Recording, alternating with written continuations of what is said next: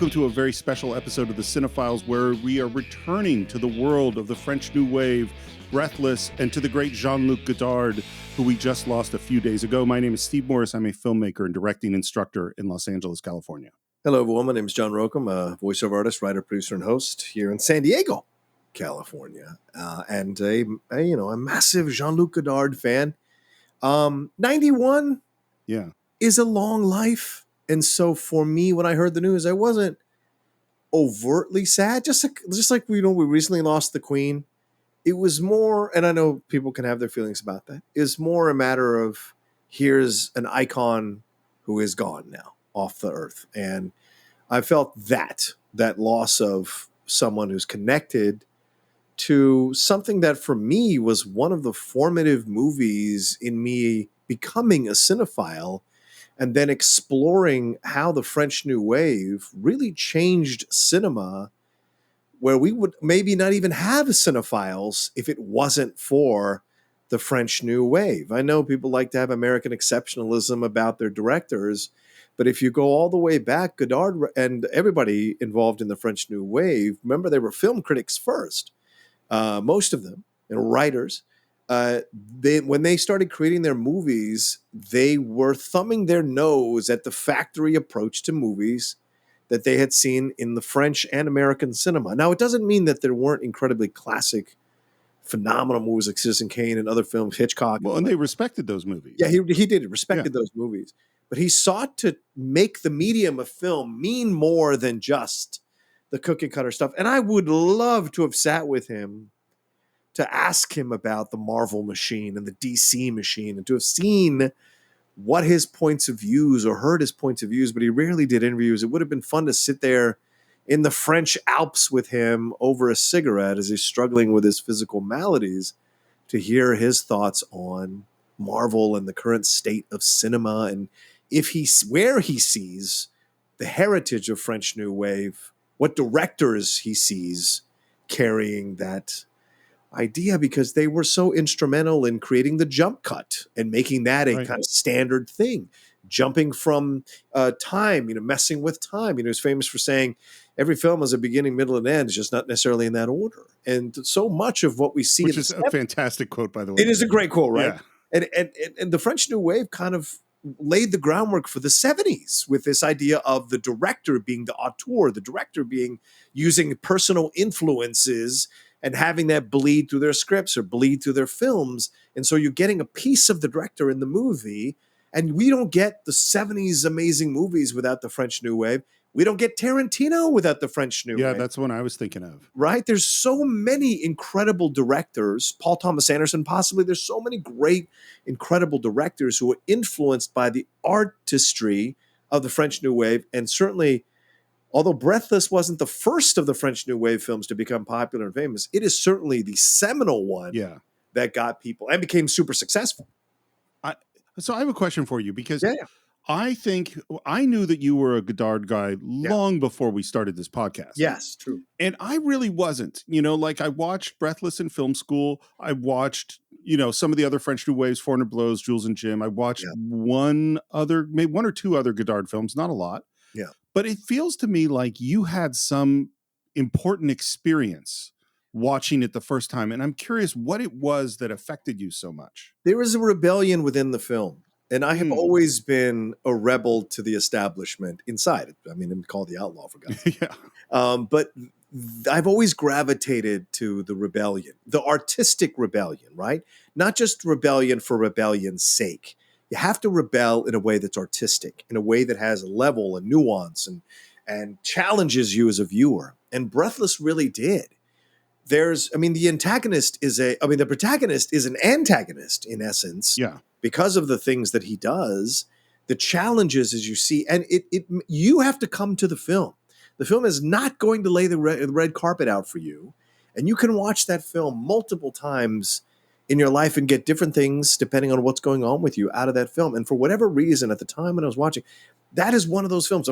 Citizen Kane, you can put maybe 5 to 6 films, and I don't think I could name them right off the top of my head, but there's certainly 5 or 6 films were the films where that the light bulb went off, right? And I realized I love this as an art form, movies, cinema, and seeing what he was able to do with something like Breathless is what put the hook in me good. The idea of international films. I think that's another thing is this film kind of woke me up to looking at other cinema, Russian cinema, Japanese cinema, French cinema, Russian cinema, German cinema. There's so much Swedish cinema with Bergman.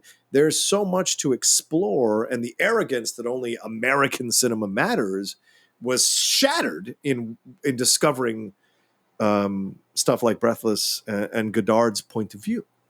You know what I find? I'm trying to put it into words because there's like four things that are really interesting to me, and they're kind of contradictory about Godard and Breathless and the French New Wave in general. Is that the first one is that it is way more willing to be abstract and way more willing to be dreamlike and elusive and artistic, and its use of jump cuts and it's not spoon feeding you any kind of plot, and there's a quality, and particularly when you get into some of Godard's other films, of this is art. Like we're not. I'm not. So it's anti-realistic in that sense. Yeah. It's also hyper realistic in the sense that it's like, this is just the world. We're not on movie sets. We don't have fancy camera moves. We don't have a lot of lighting. They're just sitting and talking the way in an intimate way that we never ever saw people talk and be together on film. Yeah. You know, so you get this contrast of it's more artsy fartsy and more realistic. And then you also have this thing where it is showing the kind of people that we didn't see in a film. Yeah. You know, because I mean, sure, we've seen criminals in film. We've seen love stories with criminals in film. We've seen murder stories and people running from the cops, all that we've seen in film. But they were like epic. You know, this like James Cagney was the criminals. You know what I mean? This is just a small time guy. And there isn't any sense. And the last one is that, and this is probably why I don't respond as strongly as you do, is I'm all about the well-made, well-constructed thing. You know, that's how my brain works. And so if you watch a Hitchcock film, or you watch Citizen Kane, which is like perfectly constructed in every single way, and this is like, well, we don't know where it's going to go. Yeah. You know, because in life you don't know where it's going to go. Right. And it just goes to a place, and then you're left to sit with it. You know, and that's the fact that all of those things, which are radical, happen all in the same film, is kind of amazing. I think you nailed it in this idea that criminals that we saw as protagonists in films, Cagney, Bogart, all the way to Pacino, De Niro, they're larger than life in a way with their criminal. I mean, you're not going to catch Jean-Paul Belmondo on top of a tower screaming top of the world, Ma. That's not the way he is. You know why? Because those are the rarities in life. Right. Belmondo is us. Belmondo is the smaller people who never achieve that massive level of fame or become those larger than life characters. Regular people. And what he's navigating in that movie, he was impulsive, stole a car, yes, killed a police officer. Not, you don't want to do that, but he stole a car. The Cine-Files is not for the murder of police officers. No, we don't advocate that. Put that out very clearly. But like most of us, we have that moment where you just kind of rebel, or you have that moment where you do something and you don't have a plan about what's next. And it's your way of trying to reclaim power in your life.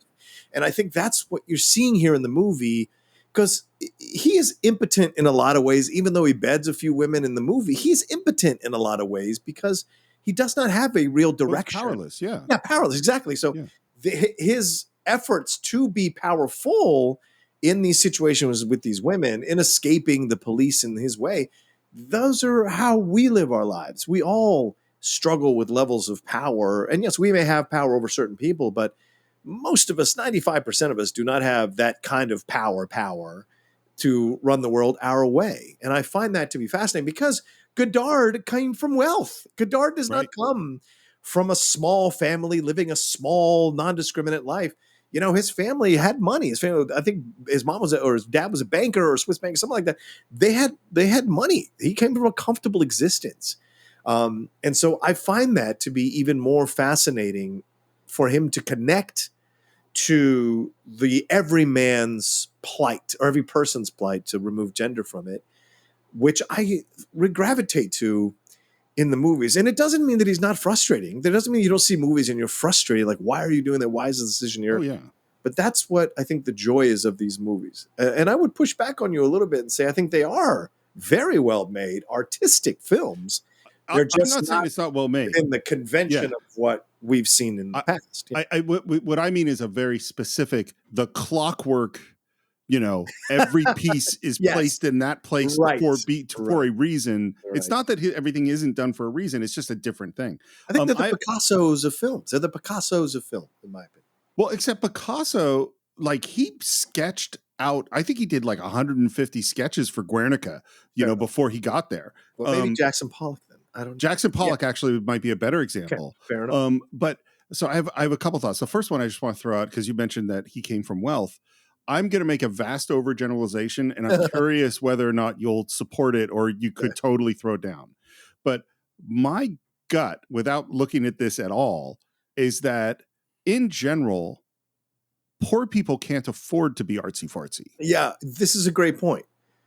Poor people can't necessarily... You got to eat. Yeah, you got to eat. You got to pay the bills. And so, yes, this is... wealth is essential in what he's doing. It doesn't mean poor people can't create what Godard created. And certainly there are plenty of film directors who come from poor means. Spike Lee. Yeah. Who come He's middle class. Yeah, middle class, right. Yeah. Exactly.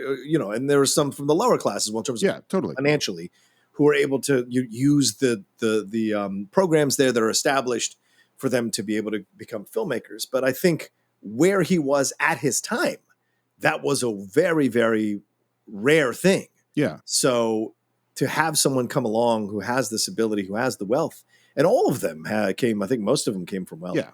The ability to explore this and, question man, question our purpose, question life, question cinema, take it apart. You have to have that kind of education and understanding to be able to take something apart if you want to approach it or try to change it or try to approach it a certain way or change it in a certain way. And I think that comes from a certain level of education that you can afford to have.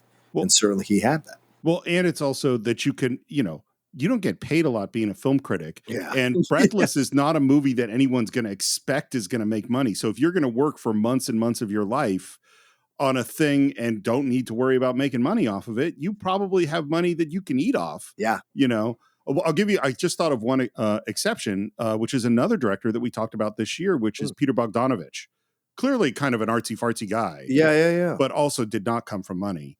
Right. I want to go back because I can't. Which I think you can sense as you watch the Last Picture Show. Last Picture Show. Yeah. There's a real visceral connection that comes through. In essence, what Godard said, half of the film is me, half of the film is what we fantasize within the construct of the characters.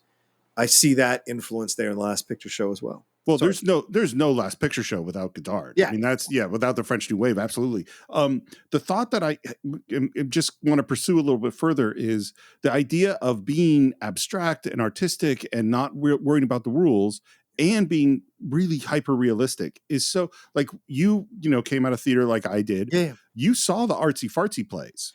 You know what I mean? And the artsy fartsy, like you think of, UNESCO or you think of Beckett or you think of, like these guys, they were not they weren't dealing with the grit and reality of life. In general, when you go into the abstract and the artist place, you're going up into the highfalutin place where also basically only rich people are going to go watch that. Yeah. And that's not what Breathless is. Breathless is saying we're using this kind of artistic sensibility, but we're using it to show you this thing that's super real. The other thing, a small story. It's a small, very, yeah. Well, and that's the other thing I was going to say is, like, all the time we watch movies about heroes, bigger than life people, just as you said. Yeah. And there are people that have a plan and that are doing something important. And that, my friend, is not fucking us. You know what I mean? Like, I don't walk around life. I mean, when I was a kid, when I was young, I thought I had shit figured out. Yeah. Now I'm pretty clear that I don't. And most of life is bumbling around trying to figure out what to do. Most of life is like Breathless. Life isn't fucking like Citizen Kane. Exactly. or Lawrence of Arabia. That's not any, I can't, I mean, I have deeply moved by both of those films for lots of reasons, but not because my life looks like that, Right. you know? Yeah. It doesn't. And that's what I like. Then that's why I love the French New Wave as much as I do, because it you know, I love those films. And those films are so much fun to enjoy and exist in terms of like Lawrence of Arabia's and the epics and the big character films and the big like Public Enemy, the gangster films, White Heat. Those are all phenomenal to enjoy and love. But I also love, because it's within my nature, I can love the establishment, and I can also love the thing that wants to destroy the establishment and make it different and create a new possibility that exists in parallel with the establishment. And I like that. And it's one of those things. That's why I enjoy good parody, because good parody that doesn't destroy the thing it's making fun of is much, much more harder than the thing that just tries to destroy what it's making fun of. And so for me, those are the parodies that I gravitate to the most, because there's a respect, but there's also a real intelligent understanding of how to take this thing down from its molecular level. And I love that. And so I think for me, what I see when I watch the French New Wave stuff is a lot of that. And it's not easy to gravitate to. I know that for a lot of people it isn't, but I just, for whatever reason, most of it works for me. Not all of it. I'm not a 400 Blows person. I don't like that one. But Jules and Jim I like. Jules and Jim I like better. Band of Outsiders I like. Le Cercle Rouge, Pierre Lefaux, like those. I like those. They challenge you. And so, yeah.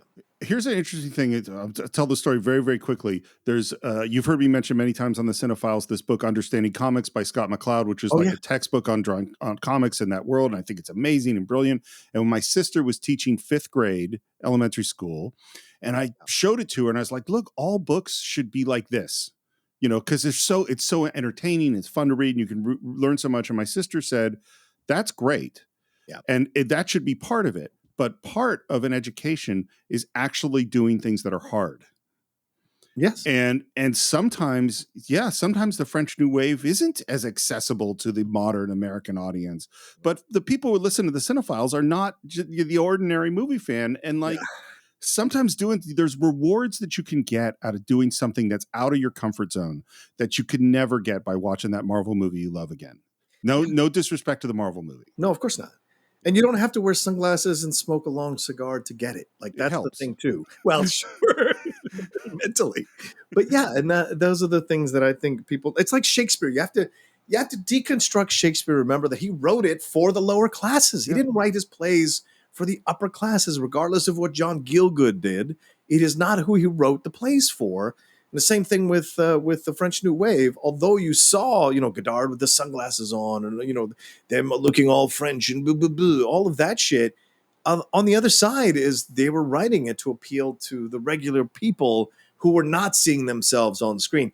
We have a big phrase nowadays: representation matters. Well, back then, seeing people of the lower classes who are criminals, who are petty criminals, or who are or living petty lives, or stuck in these cycles of life, wanting to break out, wanting to have some semblance of control, that was representation at that time for people of that upbringing, of that station. And so much of the cinema that came after, not just in America, but in Britain, in Russia, in Germany, and Japan, all these other places, were really influenced by a lot of what the French New Wave did to show life, what life is really like for people in the lower classes or lower middle income classes as well. And I do want to say one thing: he died from assisted suicide, and I was wondering if we were going to talk about that. Please go ahead. Yeah, his assistant, I think I have the quote here, said, he could not live like you and me, so he decided with a great lucidity, as he had all his life, to say, now it's enough. And that was exactly what he did, was to die with dignity. And that was his longtime legal advisor, Patrick Jeanneret, who said that in an interview after Godard took his life. And he took his life because he had multiple disabling pathology. So in a way, he became one of the characters in his movies who, in some with all the wealth he had, he's still a human being and prone to getting disease and prone to slowing down and prone to age and prone to all these things, and his body failing him and not fighting back and letting him down. And so in a desperate, not maybe not desperate, but in a lucid moment, as I said here, he sought to have some semblance of control of his death as he tried to have control of his life. And I thought that there's a great poetry in that. And I know some people might disagree with that in assisted suicide. I know it's a controversial thing, but I actually respect the fact that he decided for himself when he was going to go. And it kind of fits consistently with who he was as a person. So I wasn't even surprised when I read that that was how he went. So first of all, I'm glad you brought it up. I wasn't sure if it was something we were going to talk about. Yeah. I have very strong feelings about this, and Sure. and maybe it's even, this is a topic for a Cinephile short or something. It's certainly not appropriate for this, but here's the thought that just occurred to me: is there's a way that you can interpret the Jean-Paul Belmondo's character's death as suicide. Yes, you know, I think it is. Is that he saw that where his life was going. Yes. And the choices that were leading him to a place that he didn't want to be. And there's an inevitability and a choice within it, you know? Well, he wants to stay young forever. There's a legend in his mind of that. And what am I going to do? End up in prison for how many years? I killed a cop. They're probably going to kill me. So for me, I'm going to go out while I'm still young and beautiful and attractive, and I've just slept with these women. I've just had all this, so I'm going to go out this way. So that's a great point you bring up, Steve. And in a way, maybe Godard felt like, hey, in a way, I'm going to do that as well. I'm going to take control of and go out as in the best possible condition that I am in my life right now before I get worse. You know. Well, and in a film where it's some part of what it's about is how little control you have over your life at all. Yeah. In the end, the main thing you can control is your death. Yeah. You know. Yeah, so first of all, John, I'm really glad you and I got together. It gave us a chance to talk about this film again, and I feel like I'm seeing it even in a new way, which makes me even more excited that we're going to replay Jean-Luc Godard's Breathless right now. Hope you enjoy it. New York Herald Tribune! New York Herald Tribune! Est-ce que tu m'accompagnes, Harold?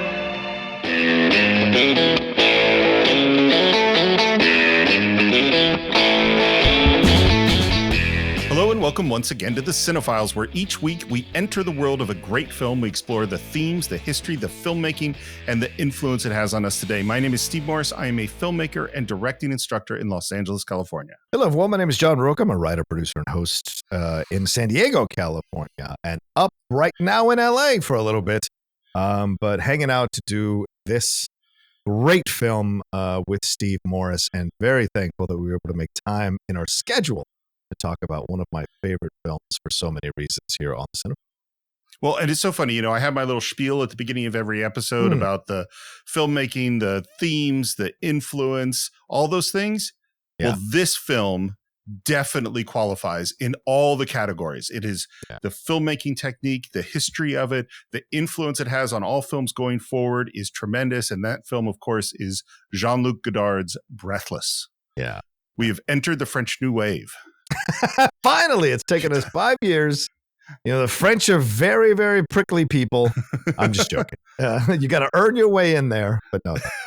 It's so funny. Like every week we talk about a movie, and I do my best to pretend to be an expert on that particular film. and on some of the movies, like things, there are things like Jaws and Die Hard and Raiders, or even The Godfather or Citizen Kane or Lawrence of Arabia, where I already knew a lot about those movies. Yeah. I am not an expert in the French New Wave at all. And so I've done my best to do some research, but it's, this is not, I've seen many of the films, and that was kind of it.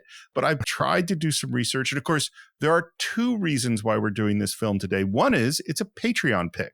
John O'Schaffer-Carter, I might be close to pronouncing your name correctly, but I'm pretty sure I'm still not getting it right. It's one of his Patreon picks. So before we do anything else, Jono, I'd love to hear why you felt the Cine-Files should tackle Breathless.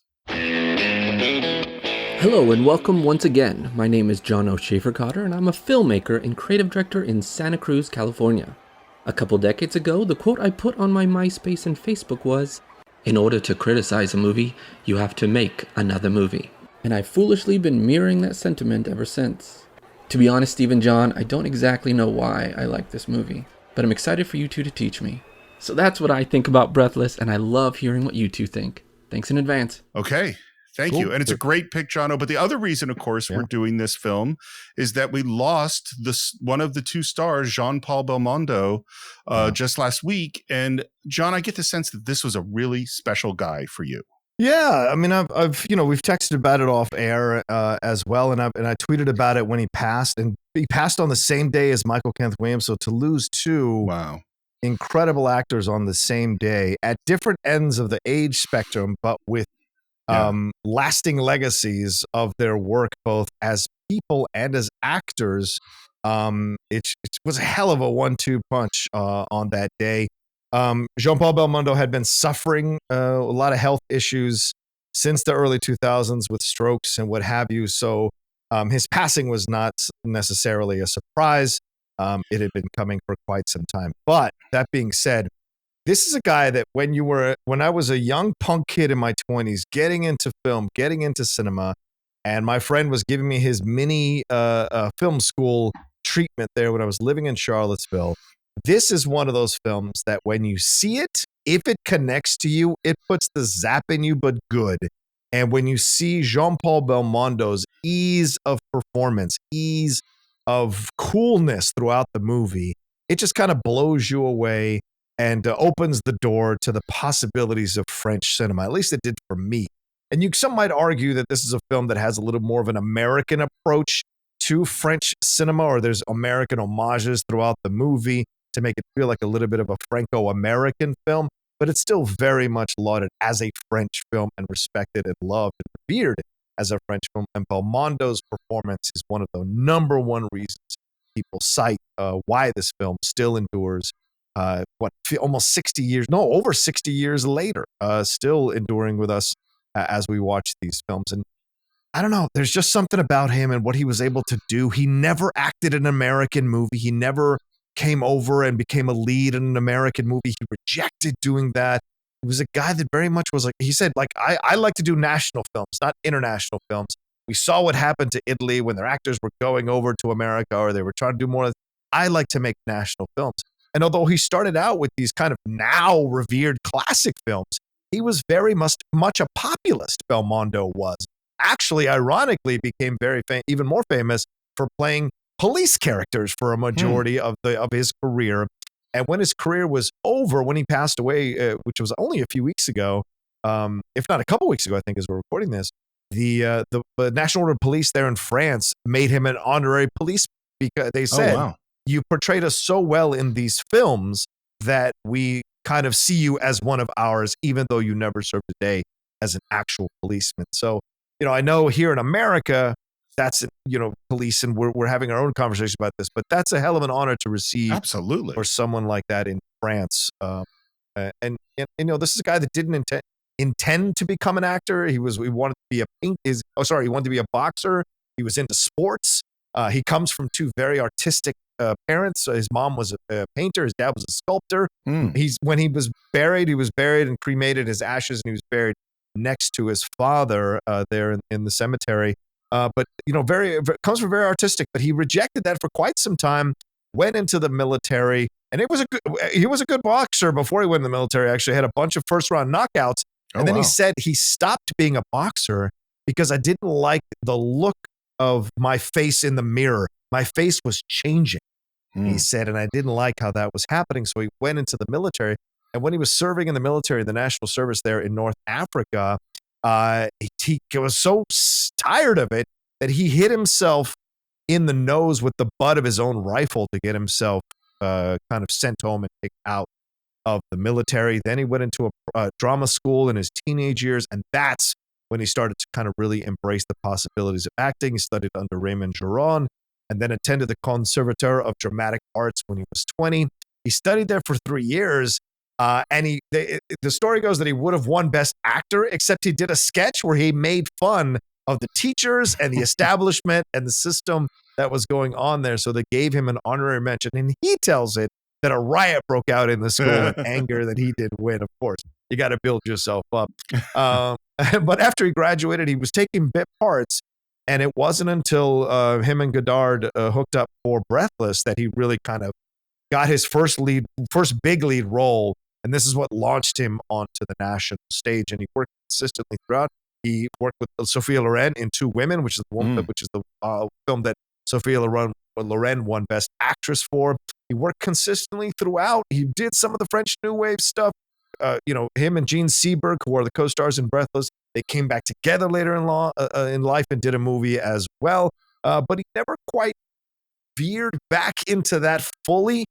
Pierre Le Fou is one of the greatest ones that he's done in that kind of like still exploring the French New Wave type of approach to filmmaking. And as I said, as he got older, started veering away from it and jumping more into these kind of films that are a little more populist in the 70s and 80s. He even started his own production company. And of course, he was a contemporary of Alain Delon. For those of you who don't know the French actor Alain Delon, go and watch a bunch of gangster films with Alain Delon. Trust me, it'll change your life if you're a cinephile in any way, shape, or form. And because Alain Delon does such a good job with his production company, Belmondo in the 70s started his own production company to create films for himself. And later in life, he ended up winning a César Award, which is in essence the Best Actor Award for a film he did in 1989. So these are the things that you see, his accomplishments, the amount of people he worked with. Truffaut, he worked with David Niven, Catherine Deneuve. These are the people that he worked with throughout his whole life. Mia Farrow, it's Raquel Welch, just so many people throughout the 70s and 80s that he worked with. Another great film of his from the 80s, early 80s is The Professional. It is not Leon the Professional, it's just The Professional, which is a fantastic film if you haven't seen that. And he also came back to the stage later in life as well. After a 25-year hiatus from the stage, he came back. He played Cyrano de Bergerac. He played Cyrano in Cyrano de Bergerac. Did a number of plays there in the early 90s as well. And as I said, he won the César Award in 1988 for a film that is called The Itinerary of a Spoiled Child. He starred in it and co-produced it. So he had some issues with strokes. And as I said, he was getting on in years. In 2009, he did his last film, A Man and His Dog, and he played a character who had a disability and a difficulty in walking and speaking, which he was actually going through himself. And in 2011, he officially retired from acting and stepped aside. But throughout his career, he was nominated for 2 BAFTA awards. He received the Palme d'Or at the 2011 Cannes Film Festival, the Golden Lion at the 2016 Venice Film Festival, and the César in 2017. And in 2009, the Los Angeles Film Critics Association gave him a Career Achievement Award, and he won a Lifetime Achievement Award at the 42nd César Awards in 2017. So just an incredible legacy throughout. And so many critics have spoken about how he influenced Cool, along with James Dean, along with Marlon Brando, along with so many people, Steve. He's one of those people that the charisma just pops off the screen. Like you can't, it's really both of them, honestly. Both of them in this film, him and Jean Seberg, you can't stop looking at them. Yeah. So it sounds like you said how you came to the film through your friend in Charlottesville. Yes. Yeah. For me, it was in film school. The first semester of film school, we sort of had a class of the history of the first 50 years-ish of film, starting in the 1890s and then moving in all the way up through World War II. And then the second semester, we had the next 50 years. And we got to the French New Wave. We watched some Truffaut, and then we watched 400 Blows, and then we watched Breathless, and I did not like it. And I had That's so funny because I don't like 400 Blows, but go ahead. Yes. I actually don't like 400 Blows that much either. Okay. Fair enough. Which is why I've never been a French New Wave person, and I haven't spent that much time exploring it. And I hadn't seen Breathless until this last week. So that's 20 plus years later. And I had an entirely different reaction to it this time. It's not my kind of film in a lot of ways. There's so much time spent on the Cine-Files. You know what my value systems are. I love hard work, craftsmanship, attention to detail, planning, all those things. And that none of that is what Breathless is. None of that is a French New Wave. Yes, no, that's very true. It's so it was harder for me to kind of wrap my head around it. But once I have, it really is a really remarkable film. Mhm. I don't know if it's still like a film that I'm going to relish and go back and see many times, but man, there is a lot here, and a lot where we talk about the influence it has on us today. Well, this film is as influential. It is right up there. It's almost at the Citizen Kane level of influential, I believe. It is absolutely huge for what comes after the French New Wave. And so I will give you my briefest of summaries of what the French New Wave is. Sure. It started in the 50s. The sort of first thing that happened was an essay in 1948 by Alexander Astruc called "The Birth of a New Avant-Garde and the Camera Style." And this is the first thing I would say about it. This is a movement that started with film critics. Truffaut, Godard, all these guys, they were critics before they were directors. And this is the first moment at which film really starts to look at film as an art form. Mm-hmm. Film was really a business. And although there's brilliant films made up to this point, there was sort of a level of disrespect, in terms of comparing it to literature or music or painting. Right. It was like film was commercial and it wasn't that kind of thing. And these critics in France started to look at it and go, no, these are auteurs. These guys making films are brilliant, brilliant artists. And in 1954, there's an essay from François Truffaut. This is a Cachet de Cinéma, which is this magazine where these critics have come together. And this is what starts to change the way they are looking at film. And then this strange thing happens, which is at the end of the 50s, these guys who were critics actually start to become filmmakers. Yeah. And normally I would go, we've talked a lot about the cheap seats, and we talked a lot about people who talk about making movies but haven't actually made it. And so I would have gone like, okay, good luck, you critics. you try to actually make a movie. And of course they did. And they made this whole bunch of remarkable films. What's weird to me is there's this weird set of contradictions that are the French New Wave. One of them is that they wanted to deconstruct the formalized nature of film. The well-made film, the everything in its place, everything beautiful, everything pristine. They wanted to pull that apart. But they also really, really were fascinated and admired these American directors, particularly genre directors, like Alfred Hitchcock, like John Ford. They loved Orson Welles at a time when Orson Welles was not the most popular person in the world. Yeah. So on the one hand, they want to deconstruct things. On the other hand, they're revering things. They want to work in a documentary style. And this, they're really influenced by another whole film movement that we haven't discussed on the Cine-Files, which is Italian neo-realism. Yeah. And what Italian neo-realism, here'll be even the briefer version of what that is post-World War II in Italy. They didn't have any money. And they were really distrustful of these big romantic narratives because they felt these big romantic narratives are part of what led them into World War II. And they wanted to look at more ordinary life. And since they didn't have any money and they wanted to look at ordinary life, we have this set of films which are shot on real locations, very documentary style, not a lot of cutting. And it was just like, here is ordinary life. And there's some remarkable films there. So we have that influence. We have the Hitchcock, John Ford, Orson Welles, Howard Hawks influence. We have the deconstruct cinema and formalization influence. And all of those things come together to create a style of film that's more improvisational, dealing with subjects that Hollywood wasn't really looking at. It is more real life. It deconstructs filmic technique, like using jump cuts and crossing the line and, narratives that aren't traditionally structured. And this is how we get into what is the French New Wave. Yeah. And Steve, you're right about you have to kind of be built for it. Like, I feel like you can come to terms with French New Wave, but I think you have to organically be built to like it in order to really fully enjoy it right off the bat. You know what I'm saying? And I totally respect what you're saying about the precision and I agree with you. But this is, I think, why I loved it so much and so because I'm not always that kind of person that likes it. I like to fly by the seat of my pants. I like to go live on the spur of the moment. And so I enjoy the way they do. Are the jump cuts? I mean, if you analyze this film like a regular film, you could absolutely destroy the narrative from the jump, just the narrative of how this all comes about, how he's able to just freely steal cars all over Paris, no problem. How he's able to just kind of, take people's keys and go into their houses and whatever.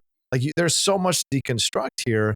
that you could poke holes in the plot overall. But that's not the point of this movie. The point of this movie, and the point of a lot of the French New Wave, is just to show the kind of disgust they had with the norm, with the system, with what had come before, with the there's even a shot at Maurice Chevalier in the movie. You know, these are these things they're trying to destroy what had been these kind of old statues, old kind of ways of doing things, and reconstruct. And the same thing was happening in America with Elia Kazan and the method and all of that. That was changing how people perceived films and film acting and what they appreciated. So just like Italian neorealism was pushing back against this kind of romanticism in Italian cinema, so did the French New Wave push back against this kind of regimented French approach to film, led by a bunch of old actors. And of course, in America, the same thing, breaking through, showing you actors that are giving you real,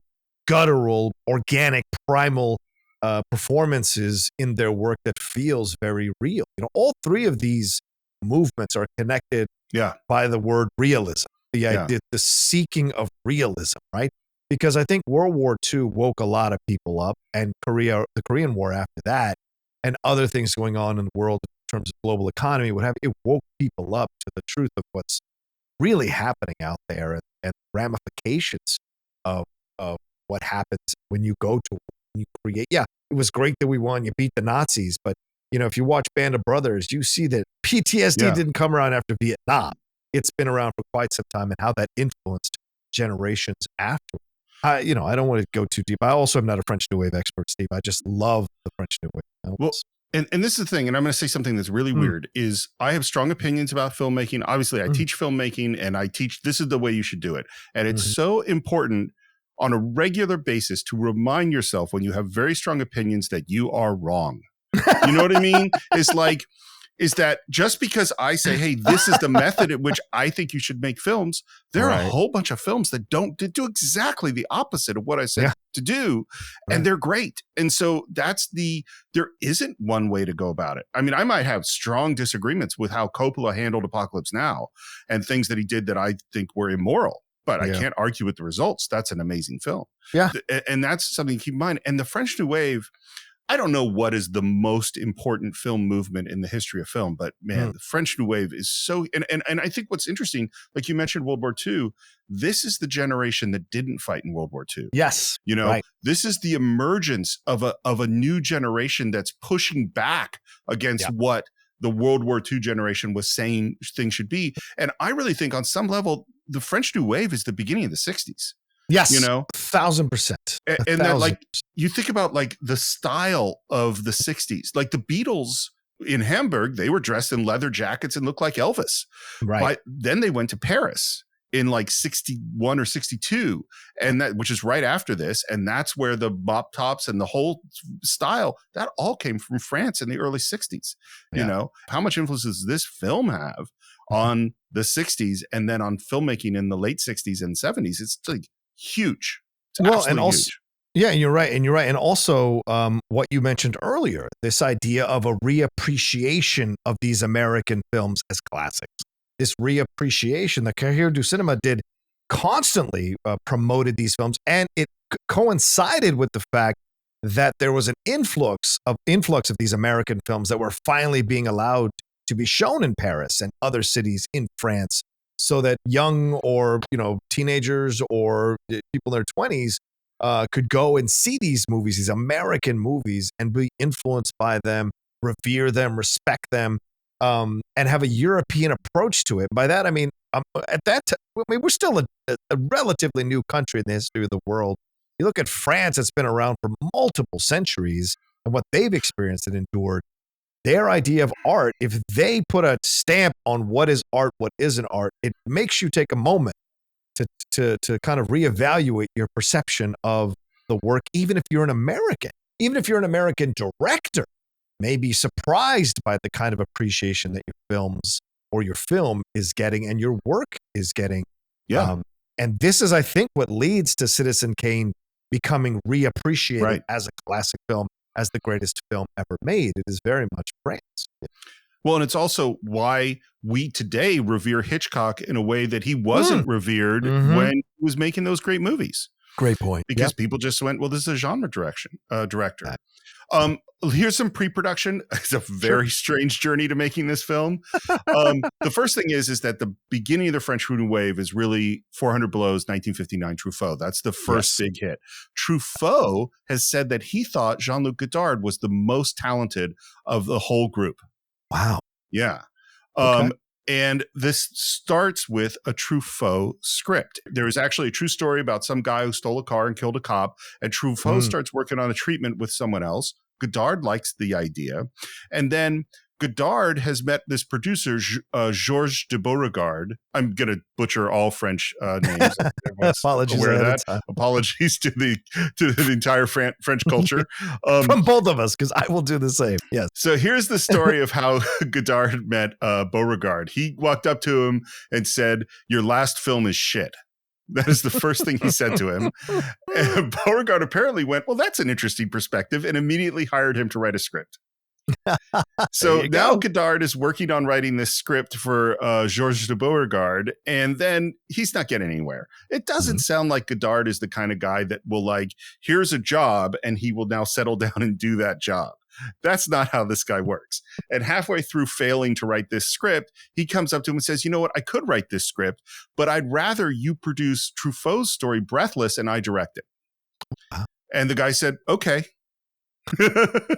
And then the next thing that he does is Truffaut hands him the treatment for the script, and Godard throws it out. And he goes, you know what? Instead of having a script, let's just make up the dialogue on the day. So now he writes up a 3-page treatment, and that is all the crew had. That's all the cast had. And what's funny is basically this film was shot entirely guerrilla. They didn't have permits. Yeah. They didn't have permission to shoot anywhere. But apparently you do need, I think, and I might not be entirely correct on this, but you do need a basic permit to just make a film in France. Right. And in order to get this permit, you have to have a script. But all they had was these 3 pages. And so the AD just faked a script. He just got pages from other scripts, put it together, handed it in, and that's how they got their permit to start filming this thing. And it was shot in August and September of 59. And the first day of shooting, the cast and the crew met in a cafe, talked about what they were going to shoot, started shooting. About 2 hours in, Godard said he ran out of ideas and he just sent everyone home. And this became sort of the regular style. There were days where they shot 15 minutes. Came in, did 15 minutes, and he said, yeah, I don't have any more ideas. Go home. And then there were other days where they would shoot 12 hours straight. Right. There were days that he would just call in sick, like the night before, say, I don't feel good. Let's cancel tomorrow's shoot. Which is insane for a filmmaker. And apparently, Georges de Beauregard was walking through Paris and saw Godard just sitting, smoking and drinking at a cafe on the day that he had called in sick, and they got into a fist fight. Wow. Because this guy's losing money. Not that this is an expensive film. Obviously, it's not. But still, you're producing a movie. Well, it's so funny to me is that you're producing a movie where it started with this guy said, your film is shit. And now he's just canceling shoot days. Well, this is what happens, Steve, when you don't have a more regimented approach to filmmaking. You just go, I'm going to wake up one day and I don't feel like it today. I'm not inspired today.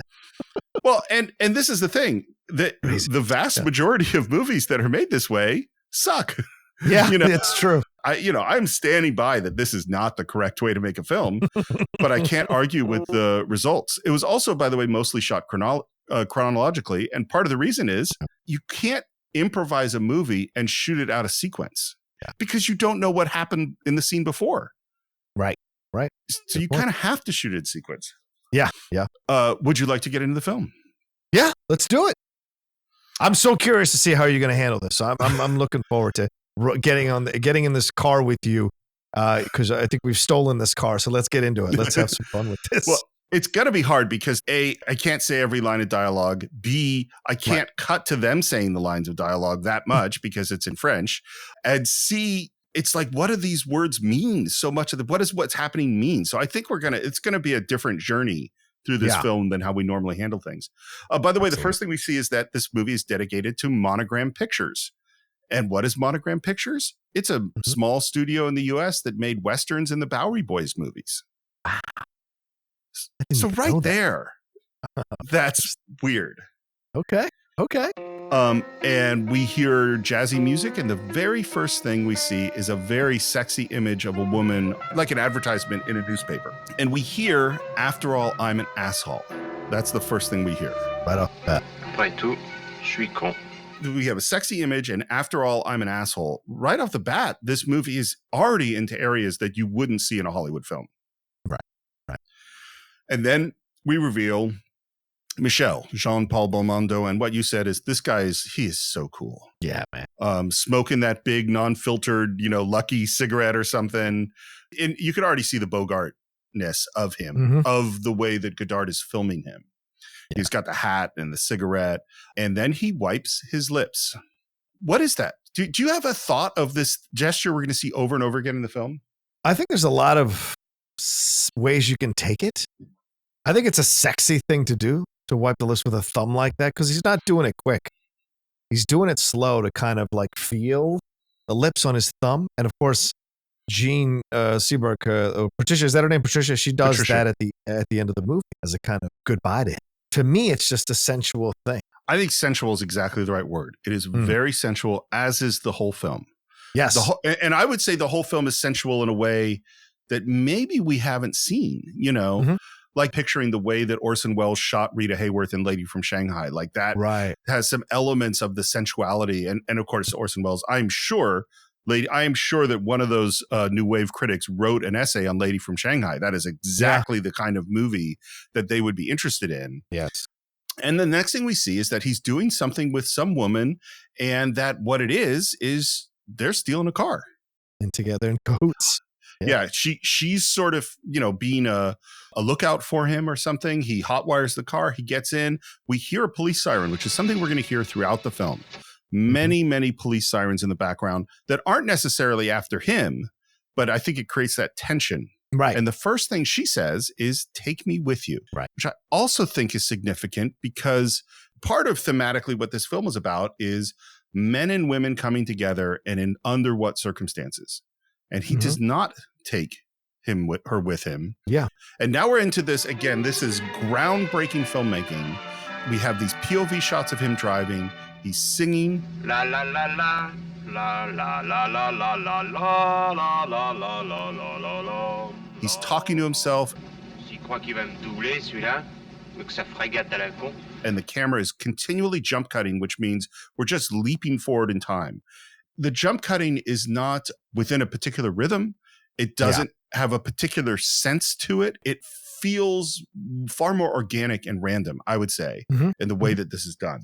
And what's funny is, was there ever a film where you heard someone muttering to themselves the way they do when they're totally alone? Yeah. Again, the realism of it, right? Yeah. This is because right off the bat, look, first of all, this is why you cast the person that you cast, to jump right off the bat and get him into a situation where he's stealing a car.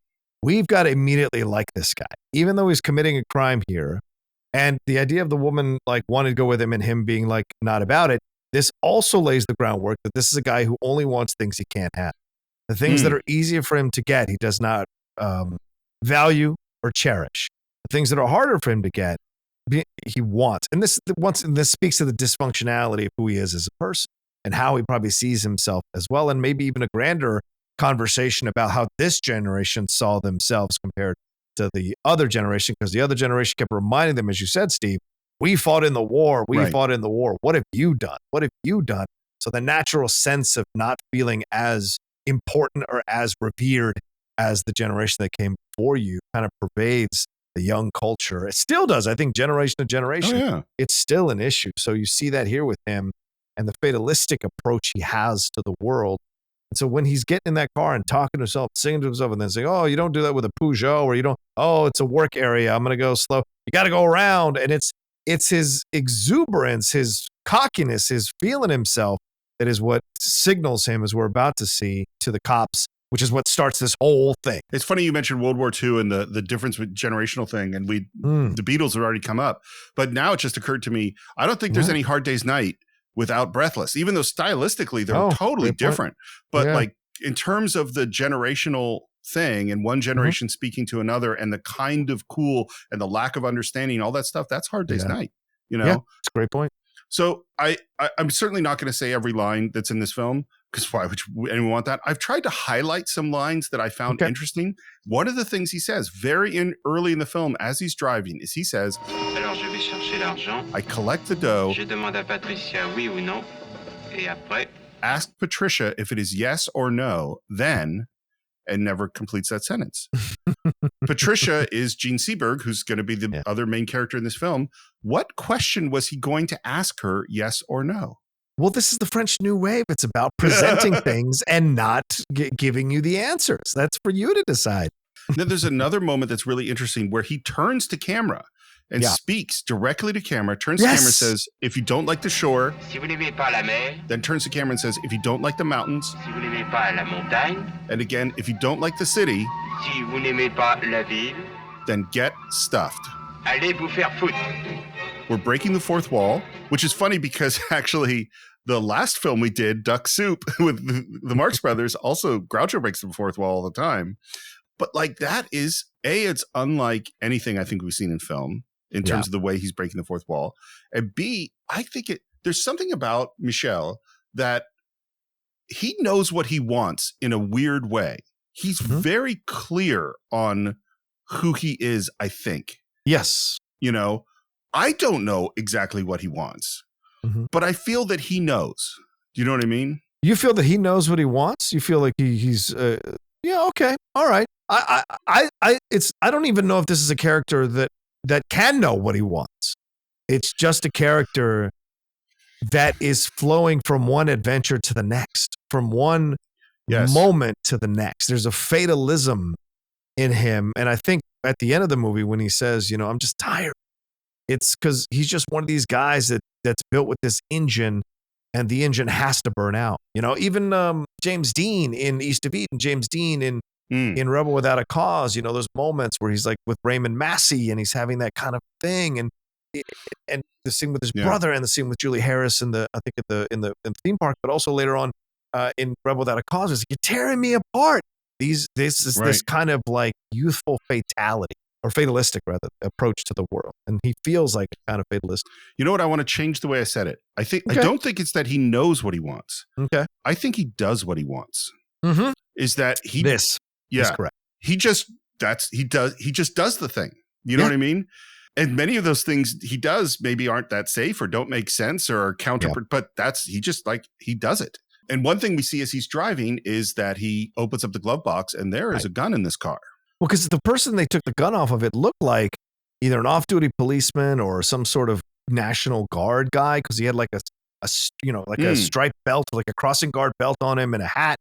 So it looked like the car belonged to someone of some sort of police official or something like that. We hear something that sounds like a gunshot, and it's very jarring.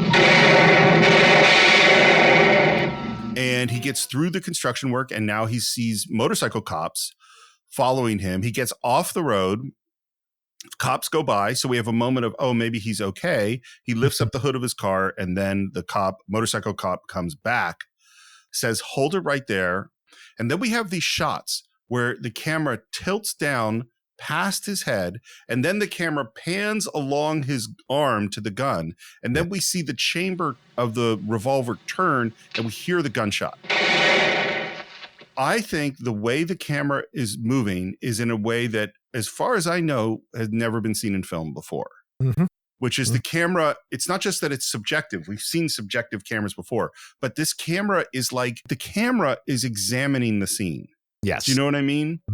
It has become its own character in a really new way. Which I think was established with him talking to the camera. Yeah. With him talking to the camera earlier, and then also us seeing the POV of him driving, we're establishing the camera as a separate character in the film. So that makes total sense what you're saying, Steve, when we see the camera operate in this manner in this scene. And we cut right to the police officer just falling. We don't see the blood spurred or any pack or anything. He just falls into the underbrush there. And then we cut to him just running across the field. It's so weird. Well, and part of it is necessity is the mother of invention. Is they couldn't afford to do a squib, right? They don't have any money, and so this is they invented techniques in order to do things like. And part I should a spoiler, but the jump cuts were never intended. Yeah. The jump cuts weren't planned. It was, and it's so funny because over and over again in film school, I have students who they shoot some big long shot, realize their shot is way too long and boring, and they have no coverage. And so they do a bunch of jump cuts.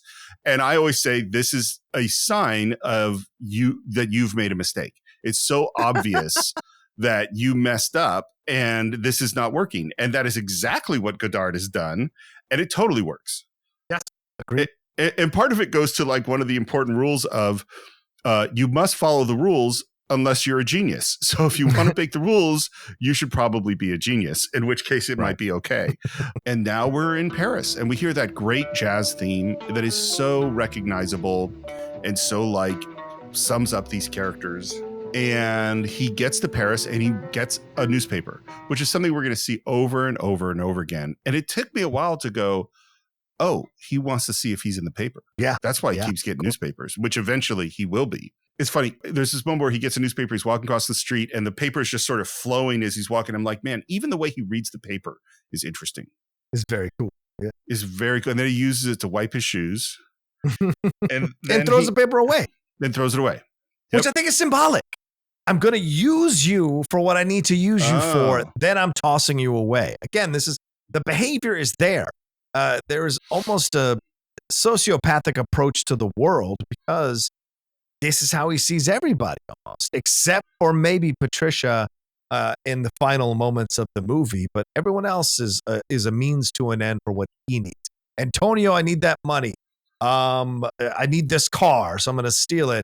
I got to shoot you because you're in the way of where I'm trying to get to. I don't care if you're a cop. So everything is necessity, and I toss you away when I don't need you. Well, and I want sex with this girl. I mean, like that. Yes. You know, that, and to what his feelings are about her, and even what her feelings are about him.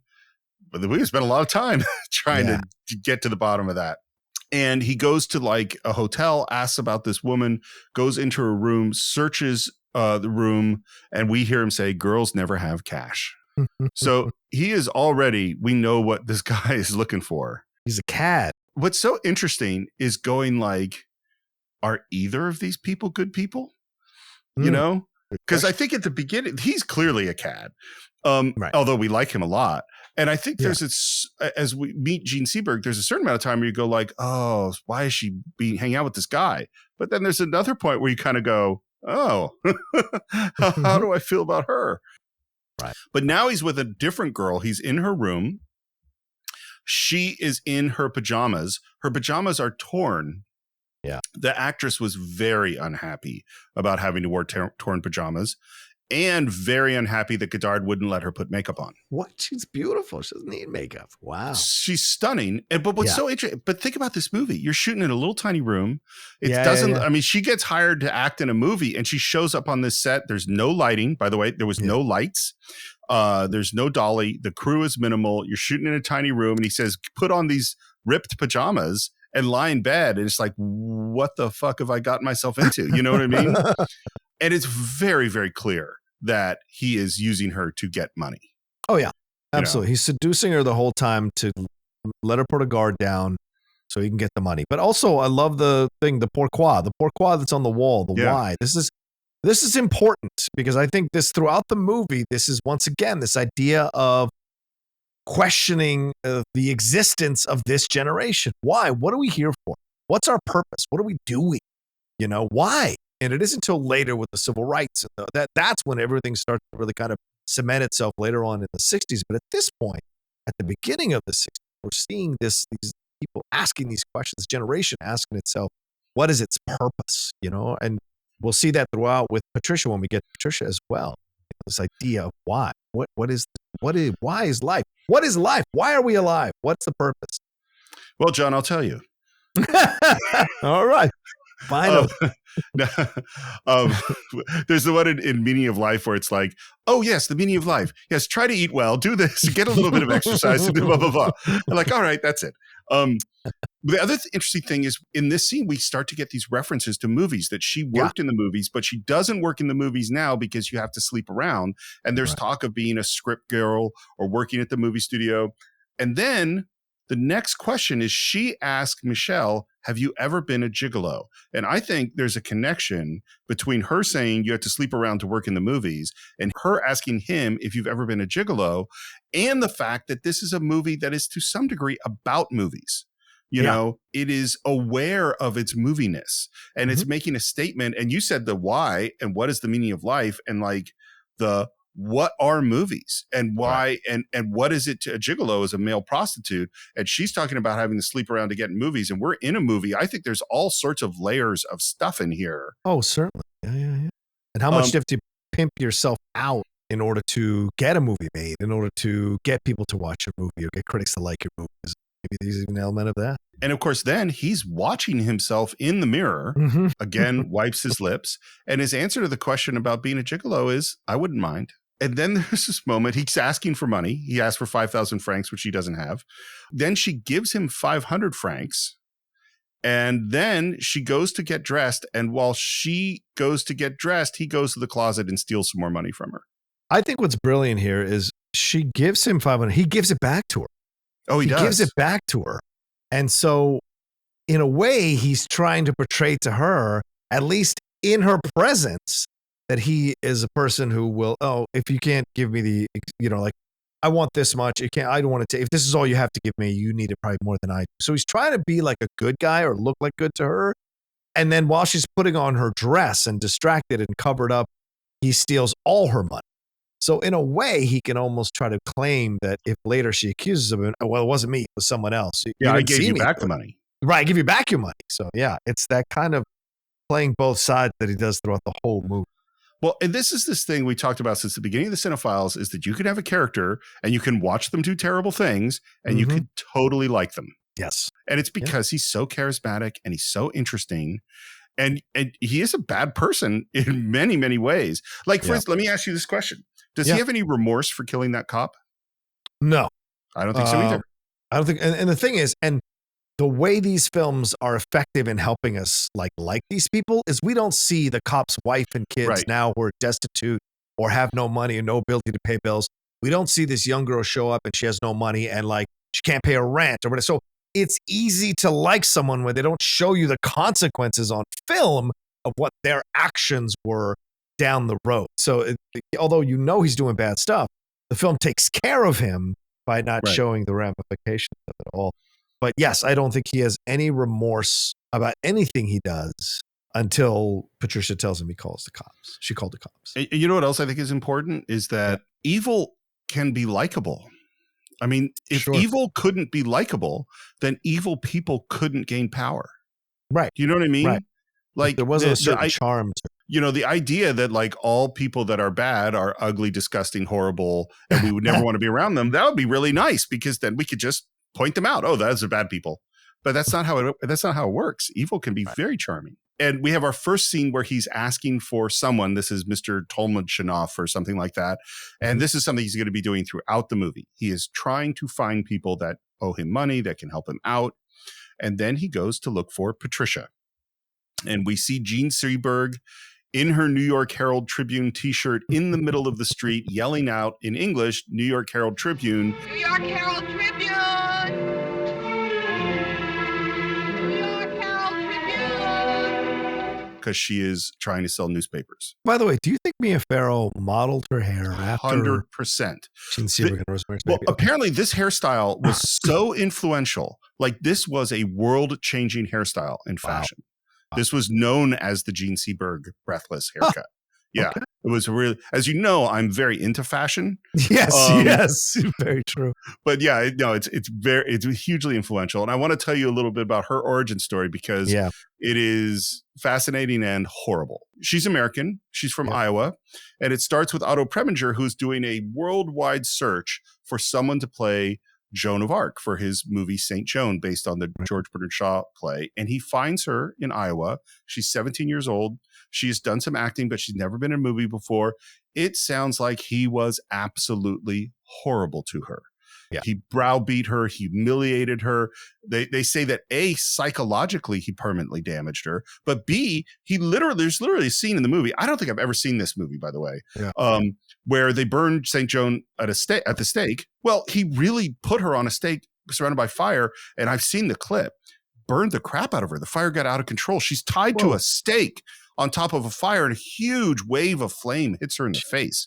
Jeez. Here is what she says. And the movie is a total disaster, huge flop. And the critics blame her, said she was terrible. This is her quote about it. She says, I have two memories of St. Joan. The first was being burnt at the stake in the picture. The second was being burnt at the stake by the critics. The latter hurt more. I was scared like a rabbit, and it showed on the screen. It was not a good experience at all. I started where most actresses end up. It sounds like she was just really damaged and really fragile. And then Otto Preminger said, let's make another movie together. And they made Bonjour Trieste, another film I haven't seen. It's maybe slightly more successful. She still got panned. Godard and Truffaut loved her. They thought this is a really special person.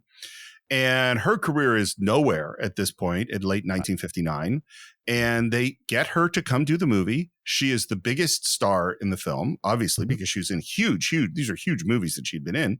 Right. She gets paid $15,000, which is 1/3 of the total budget. Oh, yeah. This is what Godard said. He felt that she represented America. She represented both Monroe and an antidote for the 50s culture that worshipped Monroe. Which I think is a very interesting way of saying this. Yeah. As soon as she got on the set, she felt she had made a mistake. Because this is not what she signed up for. They're shooting this scene on the street.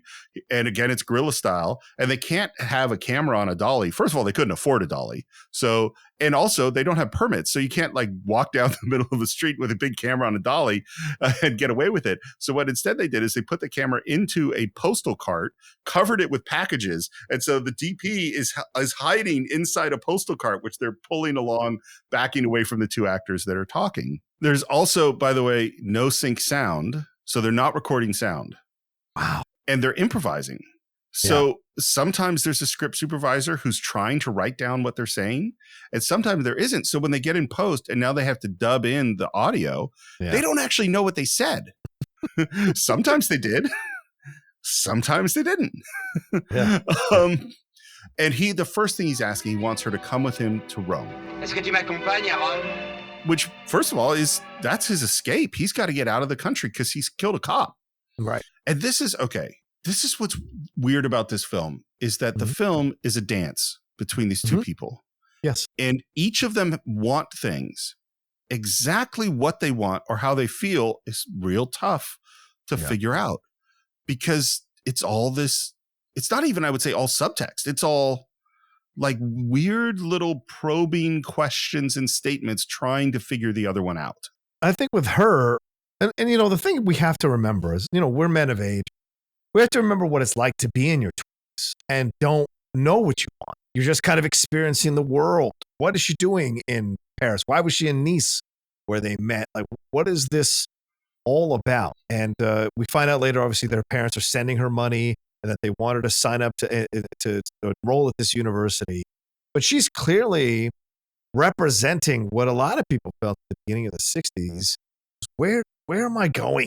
What am I doing? Where's my purpose? Where are we going? Again, this idea of what's the point?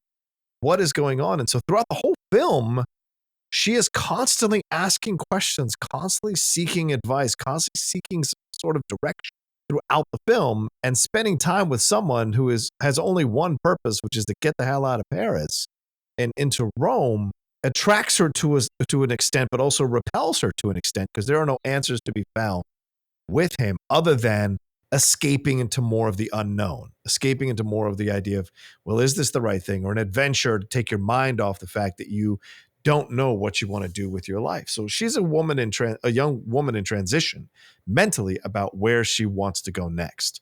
And this guy represents an escape from that. You know, even though she keeps asking these questions of him, it's a place to hide out for a little while before she has to make this decision.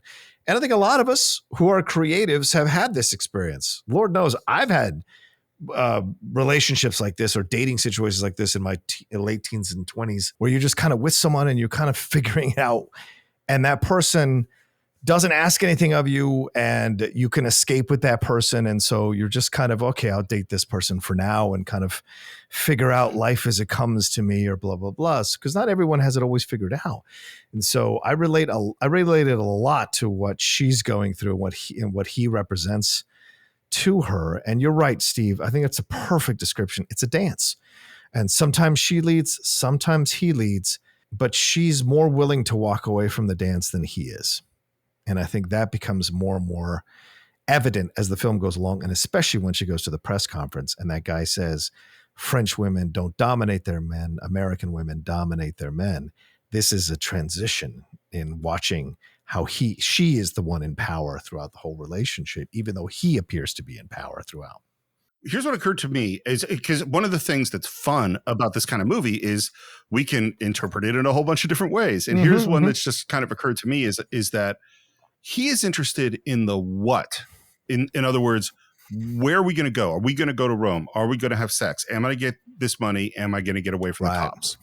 She is interested in the emotional side. How do you feel about me? How do I feel about you? Right. I'm exploring this. Yeah. There's a quote from Godard, and I was trying to decide where I was going to say it. But Godard said, Breathless is about a boy and a girl who say the same words with different meanings. Interesting. Is that there's this weird sense in which they spend the whole movie talking and they do very little communicating. That's a great point, dude. Yeah. Like I said, I highlighted some lines that seem to have significance, and he's looking at the New York Herald Tribune and he hands it back to her and he says, take it back. There's no horoscope.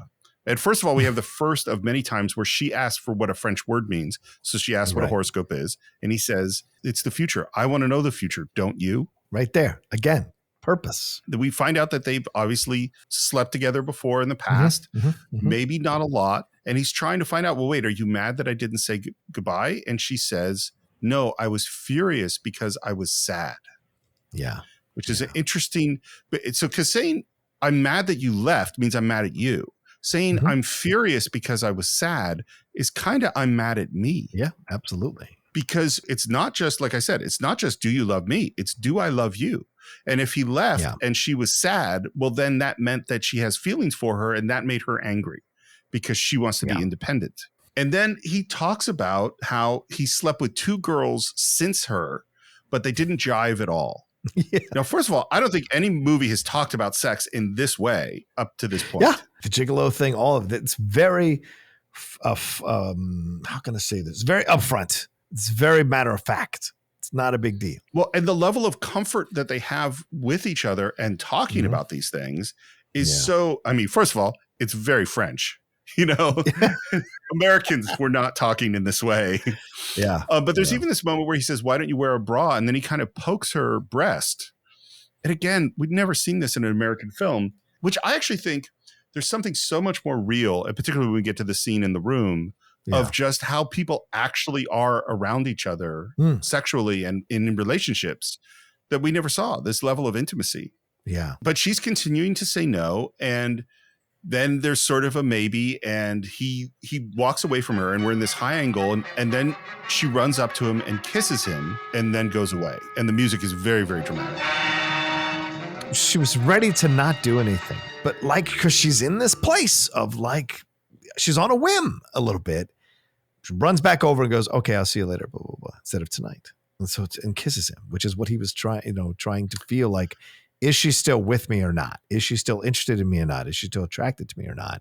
And she gives him the kiss as confirmation. But again, she is the one in control. She is the one that in these movements. And it's the illusion of the film, because I've seen some people say that, oh, he does all these things and she just kind of takes it. Bull fucking shit. He's doing stupid shit, but she slaps him multiple times. She tells him when he says well, you're not wearing a bra. What kind of talk is that? So she is very in command of her womanhood and forcing him to respect her.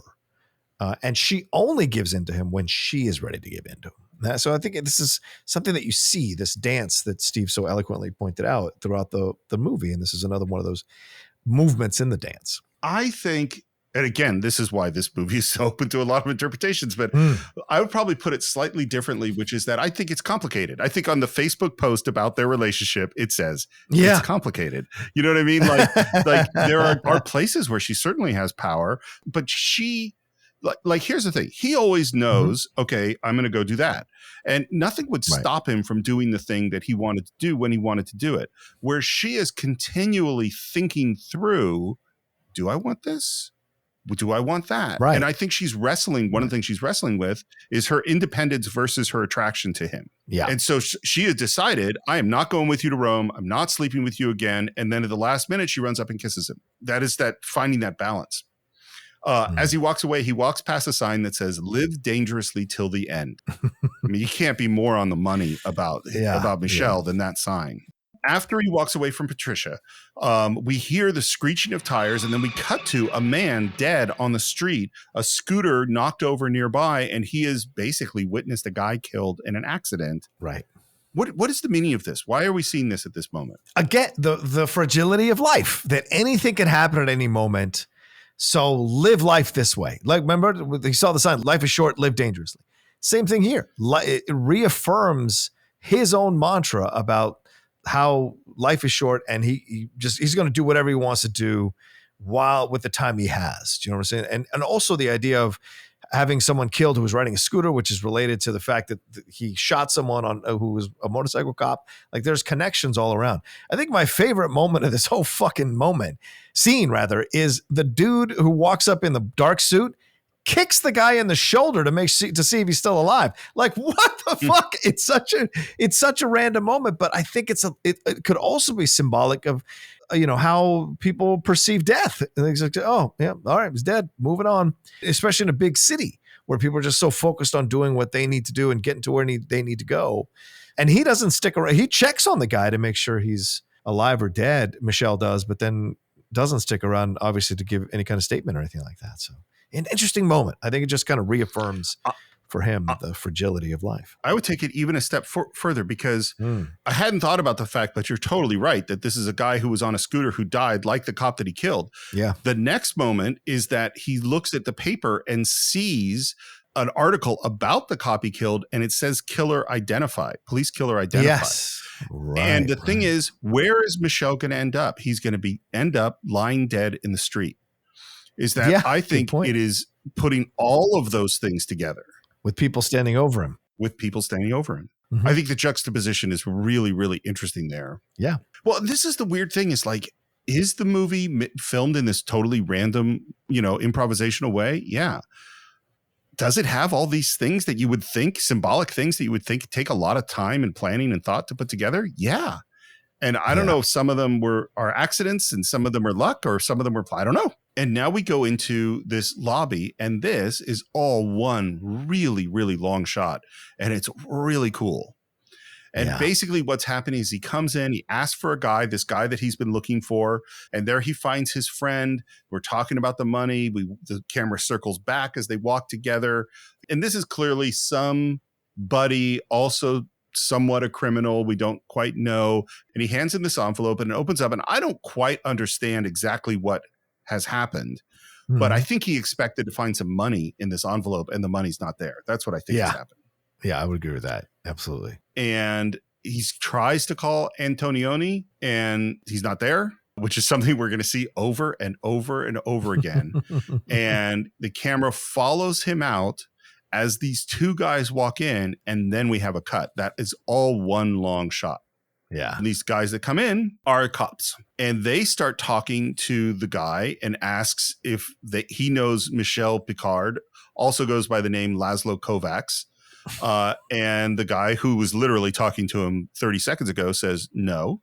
And then they call over the woman who first spoke to Michelle and asks her, and she goes, yeah, he just left. So the cops run out after him, and we know, okay, so this is like the elements of a noir thriller with the bad guy on the run from the cops. Oh yeah. And yet it doesn't, it's referencing that, but it feels entirely different.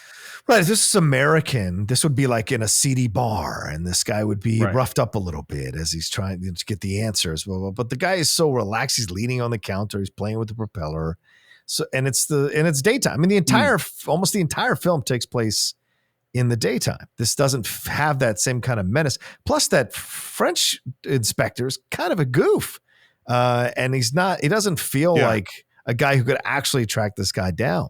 Later, when he asks Patricia in the newspaper, he almost has to prep himself to ask her the questions, like get himself like psyched up to ask the questions. So he's a weird guy in so many ways. And he's disheveled and his suit doesn't fit right. He just feels like that guy. So in essence, they're kind of making fun a little bit of the cops too. I totally agree. But the other thing that his kind of rough, wrinkled suit made me think of is Orson Welles in Touch of Evil.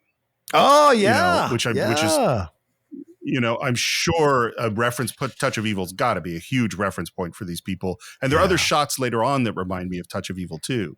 And we have these cool shots where we see the cops in the reflection in a window and to show how close they are. And he walks up to a display of Humphrey Bogart and pictures of Bogart. And him looking at Bogart and smoking and taking off his sunglasses and wiping his lips is just this fascinating coming together of American film and the French New Wave. Let me ask you a question. Please. The Laszlo Kovacs thing is so fascinating, isn't it? Because Laszlo Kovacs is a name that is attached to two separate people that I've known. First of all, Laszlo Kovacs is a cinematographer, but he didn't gain prominence until the mid 60s onward. And then Laszlo Kovacs is also a Hungarian politician who was born in 1939, but didn't really come into prominence as the leader of the kind of the workers' movement in Hungary until the mid to late 60s. So how do they pick a name like Laszlo Kovacs out of thin air? I would love to know. They didn't. Okay. So the answer is they didn't. It's because he is a cinematographer that was part of the French New Wave. He's Hungarian, and Godard knew him, and a whole bunch of these. A whole bunch of the names are Godard's friends. And there's a whole bunch of inside jokes like Beirut and Antonio and all these names are like, these are people that Godard knew. Son of a bitch. Wow. Yeah. Okay. All right. What I thought you were going to ask, which comes up sort of later, is who the fuck is Michel? Is he Laszlo Kovacs? Is he who he says he is? Like, I don't think we ever actually, and he says some things about his past, but I don't think we ever really know if we can believe any of that. Yeah, that's a good point. Yeah. And he walks away from the Bogart display, and in the reflection of that display, as he walks away, we see the cops. Yeah. And then we iris out, so like makes that circle that goes to black. And then in the black, we hear, "I saw a man die." And she asks, "How did he die?" "In an accident." She asks him to take her out to dinner, and he looks at his hands, and we see basically he only has a few coins. And he goes, "I'll be back in 1 second." And she says, "The French always say 1 second when they mean 5 minutes." He leaves, and she's leaning on a car. She's in that striped shirt with the sunglasses and the hat, and she just is stunning. Yeah, very beautiful, Jean Seberg. And her face is so fascinating that you could just kind of look at it forever, and certainly the camera does. He goes into some restaurant or something, goes down some circular stairs into the bathroom, washing his hand in the sunglasses, looking super cool. And a guy comes in, he steps aside, washes his hand, and he knocks that guy out and drags him away, walks out with some money. Right. Again, we're walking towards camera. The camera is fairly low. And then he tells this story. And I think this story is key to the whole movie. He says, "I just read something about a bus conductor who stole $5 million to seduce a girl, posing as a rich guy. He took her to the Riviera, and they blew the wad in 3 days." Which, by the way, that's a lot of, I don't know what the exchange rate for francs are. Seems like probably a lot of money. But then he says the guy told her it was stolen money and that he was a hood. And what's great is that she stuck by him and said that she liked him. And so they went to Paris and they were nabbed trying to rob some fancy villas. What do you think the meaning of this story is?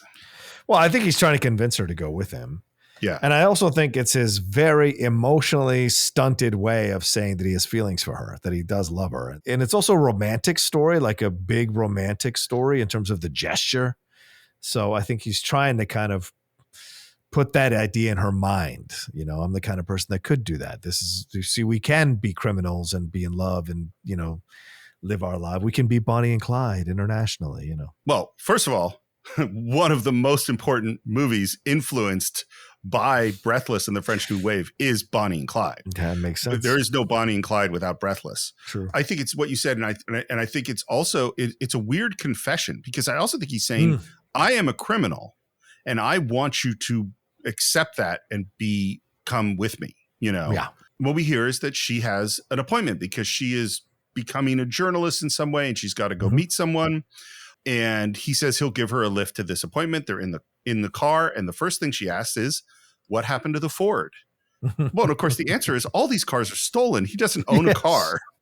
Now, here's a question for you, Steve. Yeah. Do you think she knows that he's stealing these cars and doing all the things that he's doing, but doesn't want to call him out on it yet because she's still kind of figuring out whether she has feelings for this guy or not? Yes, I do. I think she doesn't know the degree to which he's a criminal, but I think she knows he's a criminal.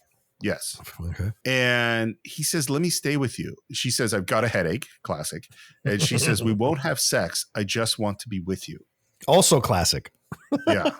And as they're talking, there are these jump cuts that are still happening. And there's this weird effect that I think they have, which is it makes the way time passes in real ordinary time. Like in a movie, you're seeing the highlights, right? You're only seeing a thing that's important. And so time is compressed to show you everything is dramatic and important. Whereas in life, you're driving in the car and sometimes you're just sitting and time is passing. And there isn't a dramatic and importantness. It's just, then an interesting thing's got said. You know what I mean? That's how it feels to me. Hélas, hélas, hélas. Woe is me, woe is me. I love a girl with a pretty neck, pretty breasts, a pretty voice, pretty wrists, a pretty forehead, and pretty knees. But she's such a coward. Mais qui est lâche? Do you think she's a coward? No, not at all. He's trying, again, the whole movie is him trying to use every straight male tactic possible to get her to go with him, to get her to say yes. He's trying to seduce her. So every tactic, he's rolling him out. So now attacking her character as a person, he's essentially saying you're a coward because you don't want to go with me to Rome and you don't want to indulge in this fantasy that I've created of us. He's trying desperately to get a reaction from her, but she brushes that shit off. It doesn't affect her in the same way. Well, and I think it's also connected to the story told, which is that the woman who went with the guy with the 5 million francs to the Riviera and stuck with him and committed crime, she was not a coward. The woman who will not sleep with him and go to Rome, that woman is a coward. Right. And then one more thing that's important, as she leaves, he gets angry. He says, "Get lost. I never want to see you again. Get lost. You make me want to puke." Yes. Which is a real important line for the end of this film. Yeah. Amazing shot of her going into this building, going up this escalator. It just looks super cool. For a movie that had no budget and had no lights, this movie looks amazing. Then she has this meeting with this guy, partially in English. I won't go into the whole thing. It's clear that she works with him. There's this book that he wants her to read. And he says it's about this woman who doesn't want a child. The operation is unsuccessful and she dies. It's a shame if that happens to you. One of the things that's going to come up later in the movie is that she says she's pregnant. Yes. Does he know that she's pregnant? Is she thinking about an abortion? Is this why this is in the film? This guy? The guy who she's meeting? Yeah. I'd be surprised if he knew. I would be too, but this story seems very pointed.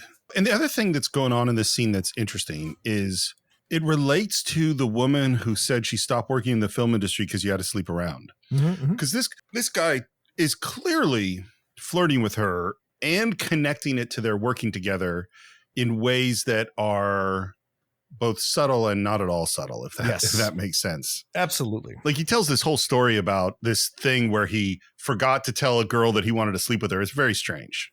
And then they head off together. And I don't think we know if there's an intent, if his intention is to take her to sleep with him. I don't know if we know. Right. What do you think? Oh, the guy? Yes, I think because he's putting his arm around her. Yeah.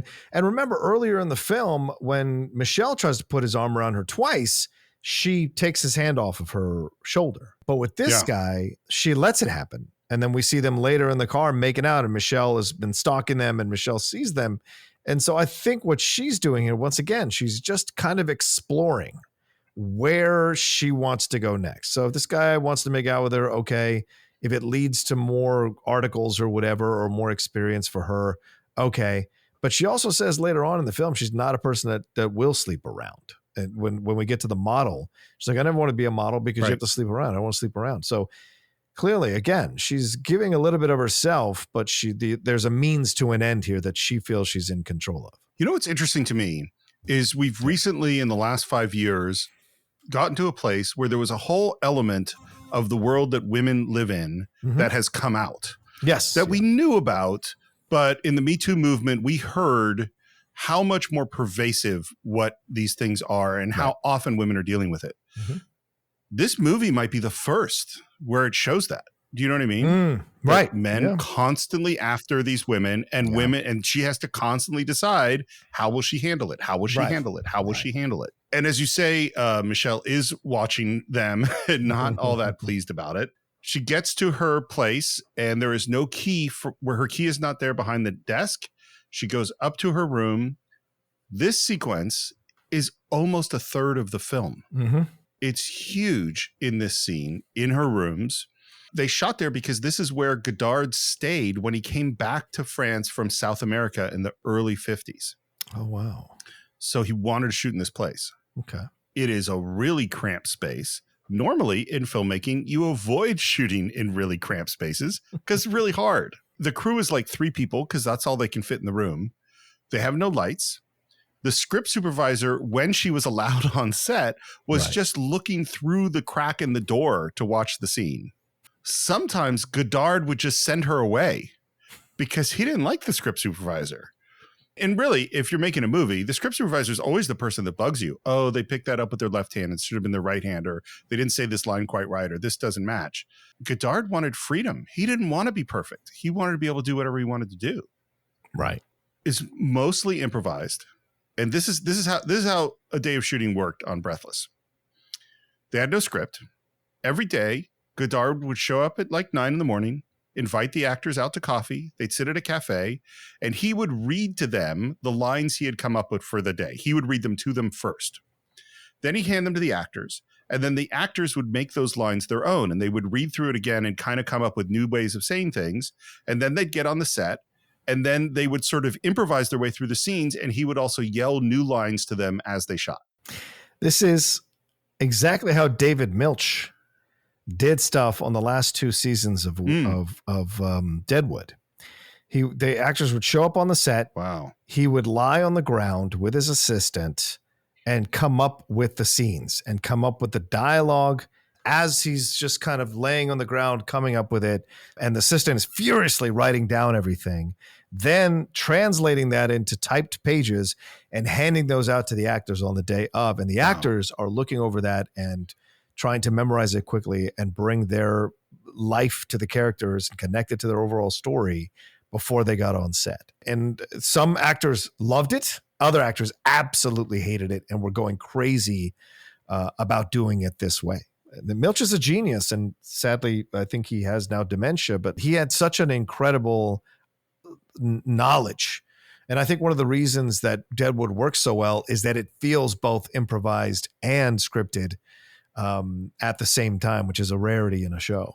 It's so funny because it is exactly, the same thing. I would say, don't do it that way. That's a bad way to do it, but you can't argue with success, Right. The other thing he said is he told the actors, be yourself. Don't try to be what I need you to be. Just be. I'm just someone watching. You gotta, by the way, give huge credit to the cinematographer, Raoul Coutard. This is not easy. And this is a guy who, is a documentary guy. He shot film in Vietnam when it was, the French war in Vietnam. And when people are improvising, the cameraman has to be so loose because we gotta be pulling focus and following with the actors. It's really, really hard in this tiny little space. It's amazing. Buongiorno. Mais qu'est-ce que vous faites là? I think there is more honesty of what a couple are like together alone in this scene than almost in any other film I can think of. Yeah. This is the Sunday morning conversation where you're just lying in bed. You don't have anywhere to go. And you're just having playful conversations with the woman or the man that you have feelings for. And you go back and forth and you have these questions and thoughts and comments. And I think it's great, and I love it, and I enjoy the hell out of it watching this sequence. This is one of the things that when people ask me like, why do I enjoy this film? It's a lot of talking. There's so much going on in the talking that if you're not paying attention to it, you can just think it's frivolous back and forth between this couple. But there's so much happening that is character work about who this Michelle guy is and who Patricia is throughout this time in the apartment. They are so trying to figure each other out. Mm-hmm. I think in a weird way, they totally know each other and they have no idea who the other one is. You know what I mean? Yeah, that's perfect, actually. And there's this moment where he says, don't make such a face. And then they make faces, which is just one of those fun, cute things that people do. I don't know how to pick apart this scene or figure out what lines are important or what lines are not. You know, I hear your point, but I think the only thing to say is this is once again another dance, a new song, and it is him and her trying to get what they want out of the scene, right? She wants to get answers to the questions, and she wants to figure out how she feels about him. She is not going to give herself up to him easily because he's the kind of guy that won't respect that. And he's trying every tactic imaginable and bulldozing through her questions, through her comments, through her thoughts. He tries to, pick up her dress and she slaps him. So this is just a dance of these two people. One is trying to figure out where she wants to go with her affections and her life, really. And one is trying to convince the other one to go with him and go off into Rome. And this is a microcosm of this whole issue or whole situation between the both of them. And I think the important stuff is subjective. What do you think is important versus what someone else watching might think is important? The whole overall point of this is that this is the slow seduction, which ends up with them eventually making love and him spending the night. And we wake up the next morning and she says, well, that's that. I agree with all that. I think there are like some key moments. Like one, he says, she asks why he's here. Sure. And he says, because I want to sleep with you again. And she says, that's hardly a reason. And he says, sure it is. It means I love you. Do you think he thinks that's true? No, of course not. I don't think so either. I think he's just using the tactics. He's a man. He's like, oh, if I tell her I love her, then she'll sleep with me. And she says, but I don't know if I love you. And then there's this moment later where she says, because I'm trying to find out what it is I like about you. And then she says, I want us to be Romeo and Juliet. Right. Which is weird to me because both of them die. Yeah, exactly. She says Romeo couldn't live without Juliet. Right. Do you think Michelle can live without Patricia? I think he can try. I mean, I think he has. But yes, I think he can live without her. I think not only do I think he can live without her, I think at this moment he is fascinated by her. Yeah. But I think if what happens didn't happen and she didn't stay with him, there would be another woman he would be fascinated with 6 months from now. Yeah. That's what I think. Then there's this moment where he says, give me a smile. And she refuses. And he says, I'll count to 8. If by 8 you haven't smiled, I'll strangle you. And he puts his hands on her throat. Yeah. And he counts. 2, 3, 4, 5, 6, 7. This is such a weird, intimate. You know what it reminds me of, John? Is a scene that I know you love, which is the scene in what the fuck's the movie called? Paul Thomas Anderson with Adam Sandler that we did, Punch Drunk Love. Oh, Punch Drunk Love, yes. The scene with them in bed where they're saying horrible that they want to, beat each other up, essentially. Want to take a hammer to your face. Yeah. That's what this reminds me of. It is so weird and it's not like I really think he's going to strangle her, but like we're in this really weird place. And in the end, she doesn't smile and he goes 7.5, 7.75. And then he says, you're such a coward. You're going to smile. And she does. Yeah. The mix of coward with her not being willing to smile, that's like, you're a coward because you're not loving me, because you're not going with me to Rome, because you're not smiling. You're not embracing the emotional side, the passion. You know what I mean? Right. That's why. And then she does smile, of course. Right. But only on her terms. And they go past the 8 count again. Yeah, It is absolutely. always on her terms, and she feels she's not threatened by him at all. He puts his hands around. She knows. No, I don't think she's not scared gonna of do him anything. strangling her. Yeah, exactly. This movie obviously is referencing lots of movies. We talked about Touch of Evil. We talk about Bogart. There's one point where he says, "Why do I always fall for girls that aren't my type or something?" That's a Dashiell Hammett line. And then there's this moment, "Do you ever think about death? I do all the time." That's totally referencing Ingmar Bergman now, who is obviously obsessed with death. And then she goes to put up a poster and is trying to find where the poster fits. And this is the moment at which he kind of pulls up her dress and she slaps at him. He says, "I want to sleep with you again because you're beautiful." "I'm not." "Then because you're ugly." He calls her kid, which just makes me think of, "Here's looking at you, kid." Right. And he says this interesting thing about telling the truth. He says it's like power, better to tell the truth. Then others think that you're bluffing, and that's how you win. This is like poker. Totally. Well, it is because how about the line, "I'll stare at you until you stop staring at me." Right. It's all this stuff. Yep. And then she rolls up that poster and she looks through it, and the music changes from his theme to her theme at this moment. And the camera pushes in, zooms in through the poster to his face. The shot is remarkable. Yeah. Incredible. Apparently, this is a ripoff of a sequence from a 1940 Western where the shot was framed through the barrel of a gun. Wow. Well, this is this weird love of like genre films that they're turning into art films. That's a good point. Yeah. And then we cut to them kissing. And she says, "I'll hang my poster in the bathroom." I think the poster, her trying to find the poster, is her trying to find a place for him in her life. Oh, that's Do good you symbolism. fit into my life? Yeah, that's actually really good symbolism. We're in the bathroom. This is as intimate a location as you can have. And he's like, has this weird mitten that he's rubbing his face with, and she's cleaning her feet in the bidet. I mean, you can't get more intimate. This has never been seen in a film, Right. And in this incredibly intimate moment, she says, "I'm pregnant." Right. Is she pregnant?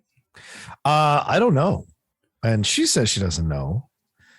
And she says she's gone in and gotten the test and won't She know. hasn't got the test yet. She's gone in, but she has to go back for the test on Thursday. Oh, okay. I thought she was going back for the results. Okay, so she's going back for the test. Oh, it could be that. Yeah. And his response is, "You should have been more careful." Right. That's his way of getting out of the responsibility of it all. Yeah. And she says later on, I think, like I told you that to see how you'd respond to it, So again, she's still figuring out whether this guy is the right guy for her. Well, it's weird that what she's having to figure out both how he feels about her, and how she feels about him. Like normally we're only trying to figure out one of those two things. You know what I mean? True. She's trying to figure out both of them. There's this really interesting moment. He goes back, he's again making these phone calls about, about getting his money, and she's looking at herself in the mirror and she holds up her fingers and starts counting. Yeah. My impression of what she's counting is the days since her last period. Yes. That's what I think so too. And then she covers her face when she comes up with the number. Or the days since she was supposed to have her period and she hasn't. Right. That's how many days she's late. Exactly. Yeah. Exactly. Yeah. I think, as like everything else, we don't know, but I think she might be pregnant. I don't think she knows for sure. I think she's in that gray area. She's late. And maybe it's nothing, but it could be something. Right. There's this moment I think you mentioned before. He says, "You Americans are so dumb. You adore Lafayette and Maurice Chevalier, and they are the dumbest French." Well, Godard said something like this in an interview about American. He said, Americans are terrible with their analysis, but they create an incredible attitude in film. And he said, the French have to create their own attitude in film, which implies that they have intelligent analytical people in France.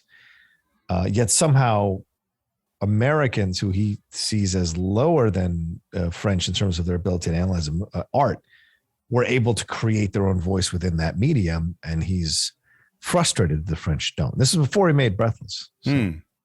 That is very interesting. I wonder what he would think of our analysis. Americans. I don't care. Fuck him.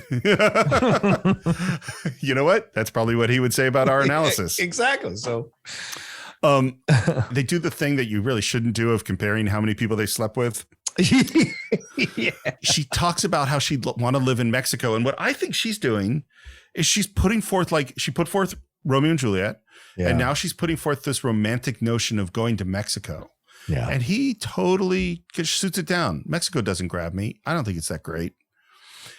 And then he shoots down this fantasy of Swedish girls in Stockholm. And like, they're not so great either. Like, what's funny is he says that he wants to sleep with her because he slept with a couple of girls since her and they didn't jive. Right. So his reasoning is avoiding a negative. And Mexico's not that great, and Stockholm girls aren't that great. It's like he's bringing down the world to elevate her. Yeah. As opposed to elevating her. You know what I mean? Yeah. And she's looking for some kind of romantic something. She leans in very close. Her eyes are closed. It's very intimate. He runs his hand down her arm to her knee and asks, Si tu étais avec un autre type, tu le laisserais te caresser? would you let another guy caress you? Hmm. And she, of course, she doesn't respond because they're not talking to each other. That's what's so weird about the scene is they never quite connect, I think. Mm-hmm. She says, you said I'm scared. It's true. I'm scared because I want you to love me. But at the same time, I want you to stop loving me. Mm-hmm. There you go, man.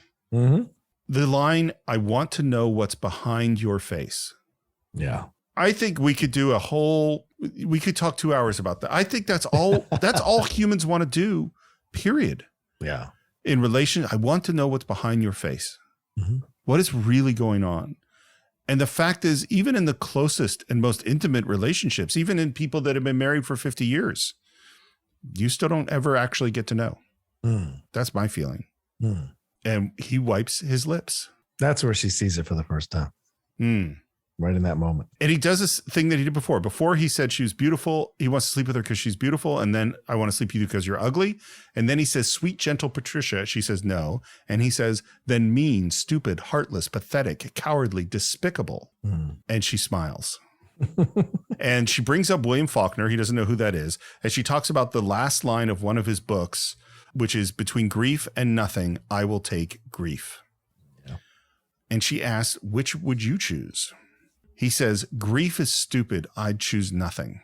And you know what? That's exactly what they're going to get. He's going to get nothing because he's going to die. Right. And she's going to get grief. Oh, yeah. Good point. There's an amazing shot where her hands are sort of clenched. She's got his hat on, her cigarettes in her right hand, and she closes her eyes and she says, I'm shutting them tight so everything goes black. But I can't do it. It's never entirely black. Mm. You know what's entirely black is his death at the end. Mm. And then they get under the sheets together. Right. And we hear a news report saying we interrupt this programming, but we don't actually hear what it is. But it makes me think about the killer that's on the loose. Mm-hmm. And then we also hear something about Franco-American rapprochement, which is what's happening under the sheets because the sheets start moving and there's radio music playing and there's more movement. And then an arm reaches out from under the sheets and turns off the knob of the radio. And I think we can know what's going on below those sheets.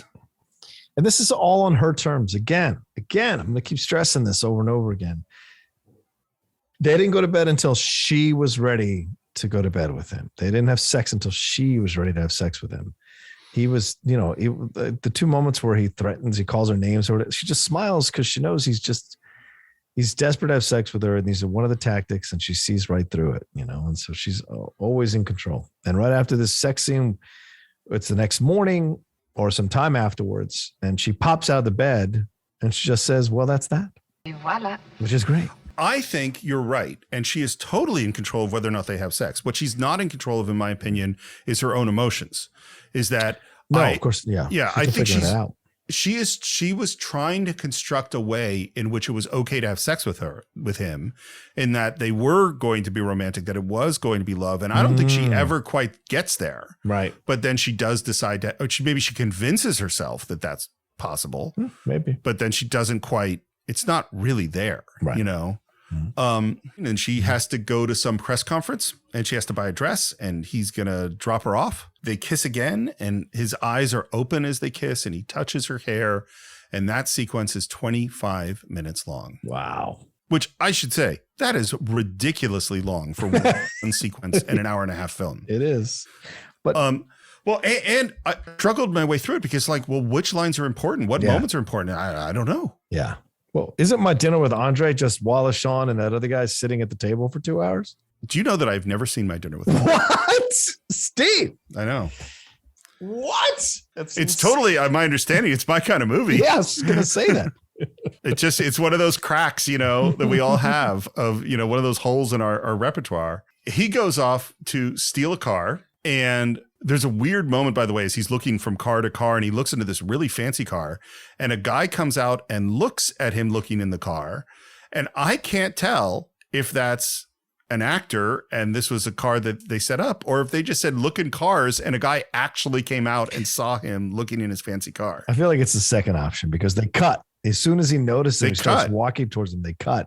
And that tells me this guy, they actually had an interaction with this guy. He sees a Thunderbird, which, by the way, so my dad never bought himself a new car his entire life. He always had used cars, and usually they were like hand-me-down cars from, like when his mom died, he had his mom's car. That's the car we grew up with.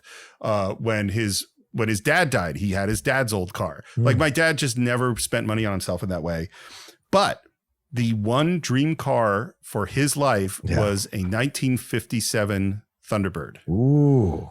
And my dad bought the 1957 Thunderbird when I was in high school. Wow. That was the only time, I don't know if that was his midlife crisis or whatever, but that was the moment that he actually spent money on himself. Wow. And we had that car for decades until we got rid of it after he died. And I took it to my senior ball. It was the coolest fucking car.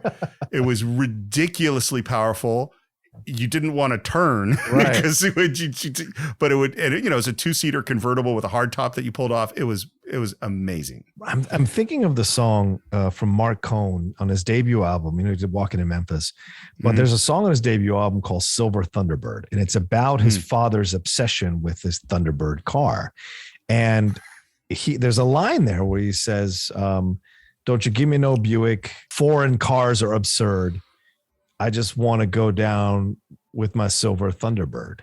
Yeah. And so I wonder if this is a decision by Godard to choose a full-on American car to be the one that he steals to put her in. And this is a white car too, Steve. So is this a symbolism of a white horse? The white knight, this idea of a knight on a white horse, like coming to save the maiden.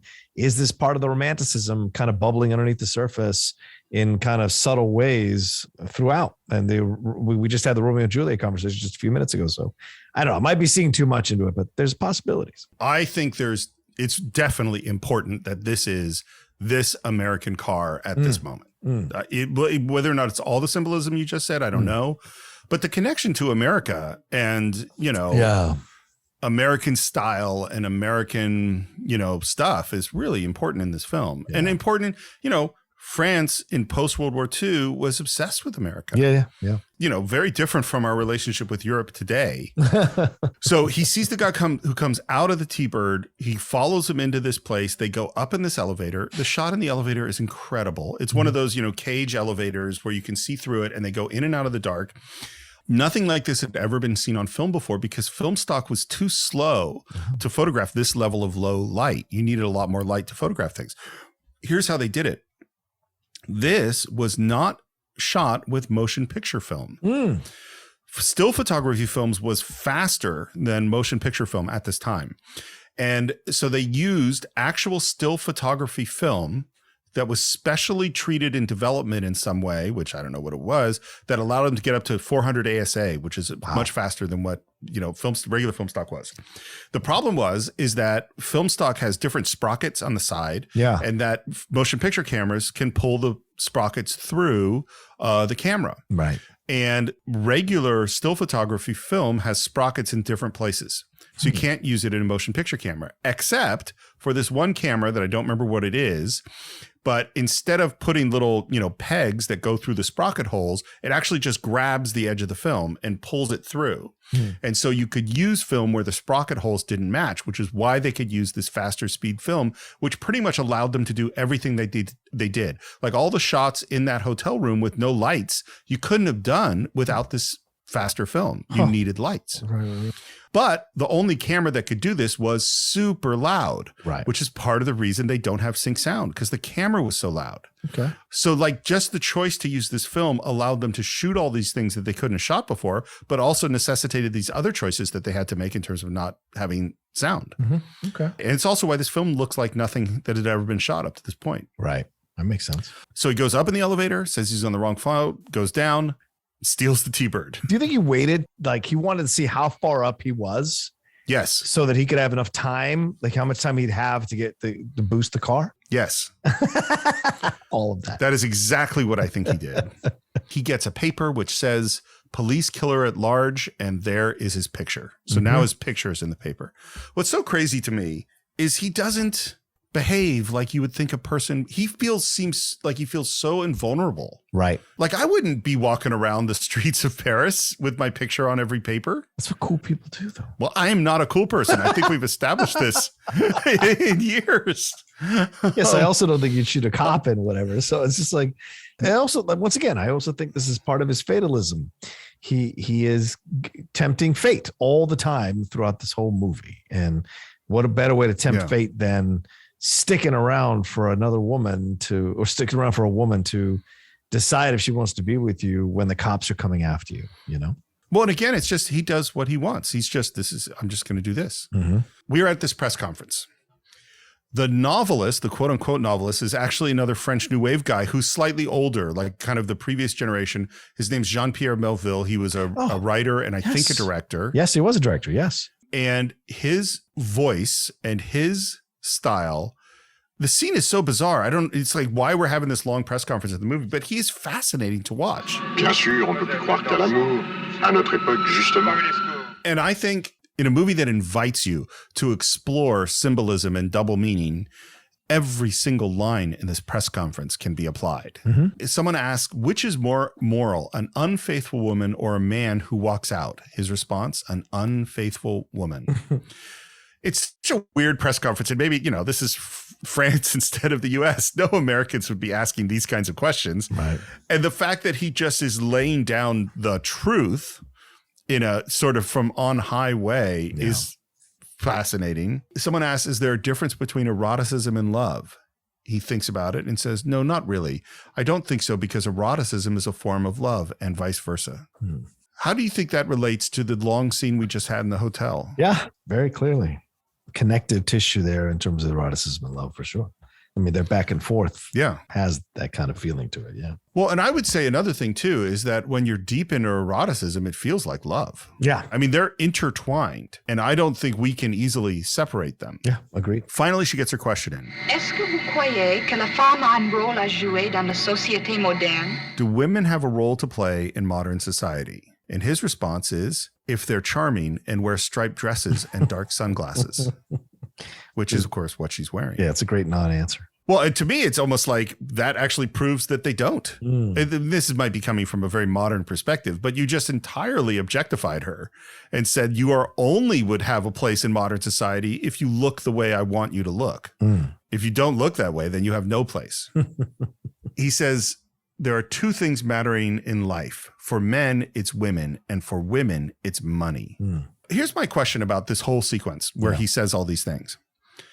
Are we supposed to feel like he's laying down truth, deep truth? Or are we supposed to feel like he thinks he's laying down deep truth, but actually all of these statements are flawed? I think he's a clown, and I don't put any attention onto what I think this is a moment to show the, how can I say this? A moment to show the self-love that these intellectuals supposedly have about their opinions. So I think it's to make fun of him until the last question, when she asks him, what is his goals? And he says, to be immortal and then to die. And that really stops her. And I think there are people who are young who want that. I want to be immortal and then I want to die, right? James Dean, Kurt Cobain, not that they wanted to die, but I'm saying they became immortal and then died, and it added to their immortality because they died. And by that I mean they'll last forever. We'll always talk about James Dean or Kurt Cobain or any of the Jimi Hendrix, Janis Joplin, what have you, you know? I have 3 thoughts, and I will say the last one first, the first one second, and the second one third. No, I just made that up. Sure.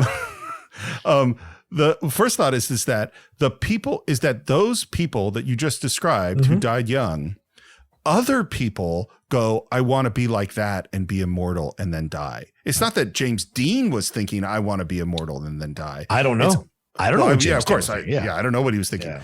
But we romanticize that notion. That's the first thing. Yes, the second thing is that's what happens. Michelle is essentially that person. Yep. He's going to be immortal, and particularly because of this movie, he is immortal and then dies. Right. And the third thing is I think there's a contrast between how we in the audience might interpret this guy saying this stuff, which is a wide range. Some people might be listening going, yeah, that's exactly it. And some people might be criticizing or thinking that he's a clown or bloviating or whatever. There's a difference between that and how is Patricia taking in all of these things that he's saying? Yeah, good point. I think she might be believing him more than maybe I am, you know, from where she is. Because things he's saying about dominating and what do women want and eroticism and love, it's literally talking about her relationship right now. We dissolve to him driving in the T-Bird, and he pulls into what looks kind of almost like a junkyard. And there's a dog there, and he is there, what looks like, to fence the car. But the people there, they were expecting an Oldsmobile, which he says it fell through. Now, they know he stole the car, right? Right, of course. It's a chop shop. He says he'll give him 800,000 francs for it, but he can't pay him till next week. And the reason he can't pay him till next week is the guy's got the newspaper where his picture is in as the murderer of a cop. And what I like is he says, it's basically like, look, if you're still alive or still free, I will pay you for the car, but I'm not going to pay you now while you're being chased by the cops. Right. He asks to use the phone and goes in and again calls for Antonio. And while they're doing that, this guy pulls the distributor caps off the car. He comes out, asks for a loan of 10,000 francs. No. 5,000 francs. No. And then realizes they pulled the distributor cap and punches the guy just to get cab fare out of there. Kicks the crap out of the guy, yeah. They're in a cab. Michelle is the worst customer in the cab. He is horrible. Yeah. Insulting him, trying to get him to go faster, giving directions, yelling at him, criticizing him. As they're driving, and he continues to insult the driver, he asks her about writing, and she says she's writing so she can have money and not rely on men. Now, that's right after the scene where the novelist said that women are interested in money. Yeah. Then they tell the car to wait. Both get out of the car. Yeah. And they go into this totally dark space, and they're just skipping out on the cab without paying, correct? Yes. Because she even says it. Why aren't you paying? Yeah. But she doesn't really object. Right. And then they come out of the dark into the light. Again, the shot is beautiful. They say goodbye, and she goes into the office of the Herald Tribune where she is doing some work, and the cops are there, and they immediately go to speak to her, and they show the picture in the paper of Michelle. And the first thing she says is she doesn't recognize him. Yeah. And then they put the pressure on her. They say, careful, kid, you can't fool the Paris police. And then she does recognize him. Right. But says, oh, it was an old photo. So did she recognize him when she first saw the picture? Of course she did. Yeah.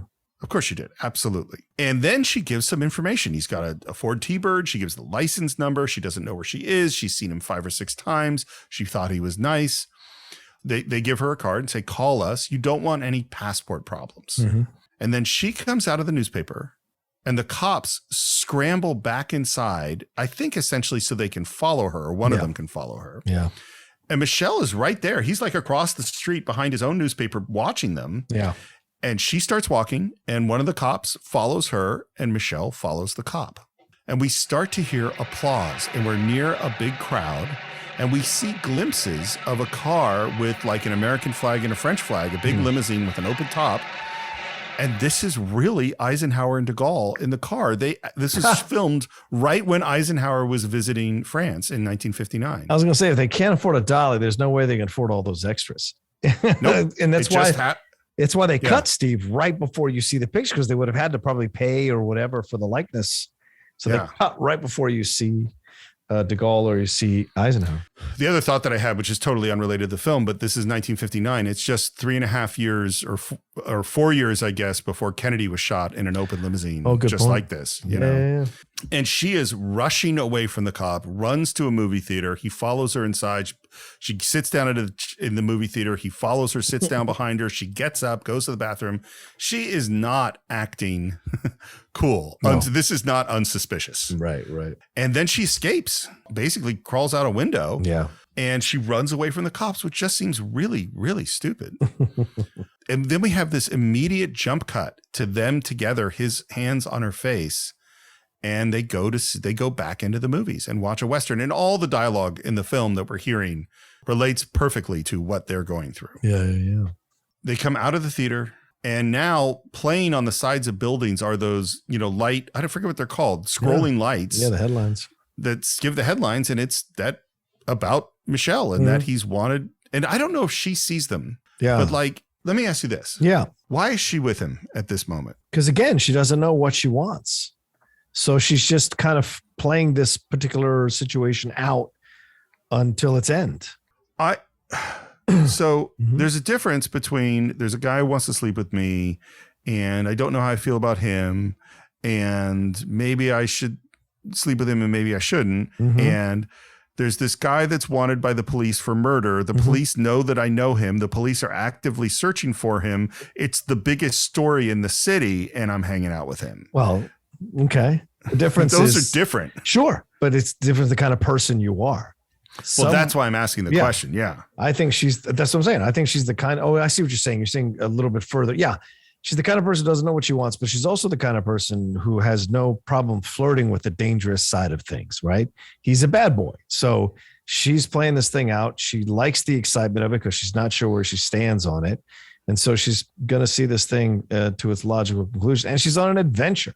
So her life's probably boring doing what she's doing. And this is a way to kind of escape, Like you said, if this film influenced Bonnie and Clyde, as you said, Bonnie essentially went with Clyde because she was kind of like bored with her life and wanted some adventure. The other thing that comes out is she's looking at the newspaper and sees that he's married. It says she's married.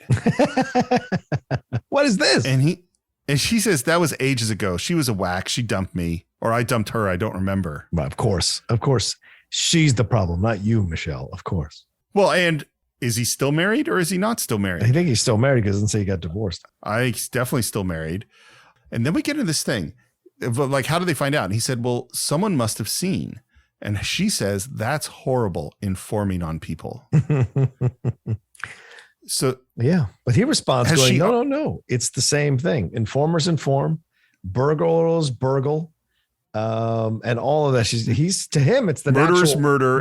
Murder's murder and lovers love. Lovers love. It's all the natural order of things in his mind. So, and my question is, when she says that's horrible, informing on people, is she already thinking of informing on him? That's a good point. Yeah, maybe because she's going to obviously do it later. Maybe she's considering it. And the fact that he said, no, informers inform, burglars burgle, blah, blah, blah. So in a way, he's kind of giving her license to do so without judgment. And there's difference between thinking about it and thinking about it, if you know what I mean. Yes. Like, the what am I going to do has got to be going through her head. And then they got to get rid of the car they have and steal another car. And they steal a Cadillac Eldorado. And I think you're right. This is totally Bonnie and Clyde at this moment. Yeah. And we go to a restaurant and I think we're finally going to meet Antonio. Because the whole time I was thinking, is Antonio dodging him? Yeah, right. But I kind of think based on meeting Antonio that doesn't seem like what it is. It seems like these people actually are going to look out for Michelle on some level, The other thing that's weird in the scene, we're at a restaurant and this girl that's like kissing guys to be photographed so that they can blackmail the guys, which is interesting. And then also the dude that she works with is at the same place. Yeah. It's very, very strange. And basically we hear from Antonio that there's a place that they can stay and they go to this house where there's a photo shoot going on. And it's funny. There's a moment in the hotel room where Michelle was looking through a book of sort of erotic pictures. And now we're seeing kind of erotic pictures being taken. Again, something that wasn't shown on film. Right. And he asks her, why did you talk to that guy in the cafe? And she says, to make sure I didn't love him anymore. Yeah. That's an interesting line because, first of all, that means that she's saying she did love him at a certain point. Right. Otherwise, she wouldn't have said it that way. But that's also what she's doing with Michelle. Right. The photographer and the model, they leave. We play some music. He had said he wasn't into music, but he's into this Mozart because it's clarinet. And now he says, my dad was a great clarinetist. This is the one thing where I go, I think this maybe is the truth. I don't know that anything else Michelle has said about his past is true. It might be. But this one I think is. Yeah. It seems like they've been together for a while. Maybe they've slept together again.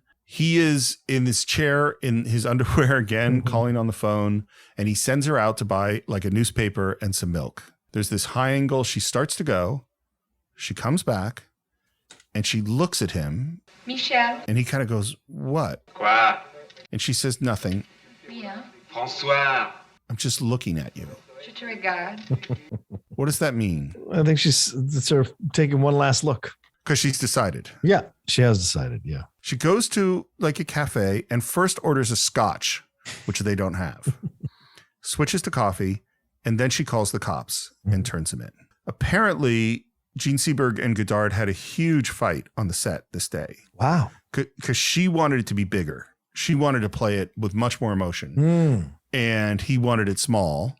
And later on, she realized he was absolutely right. Yeah. And I think her performance in this moment is really great. And partially because it's still ambiguous. I don't know what she's feeling exactly, except she's feeling a lot. You know this as a director. Actors sometimes want to play that scene. And they don't understand how the camera does the work for you if you've got the right director behind the camera, so that you can play the scene on a very smaller scale, but it'll feel bigger when people are watching it in the theater. Yeah. Well, there's also like an iceberg principle at work, I think, which is that if you play all the emotions, you don't leave a lot for the audience to feel. Right. Whereas if you're playing them smaller, then I'm imagining more what you're feeling. Right. And then I'm more connected. I mean, it's so funny. There are certainly scenes in films where people play huge emotions and it's amazing. Yes. But I tend to be, I think about like when we did Remains of the Day recently, it's all so small. The smallness is what tends to get me. Yeah. She goes back in, she gives him the paper. She has the milk. He drinks out of the bottle. We're in this high angle. He says, Antonio's coming. We're going to Italy. She says, I can't go. And she says, Michelle, I called the police. Michel, j'ai téléphoné à la police.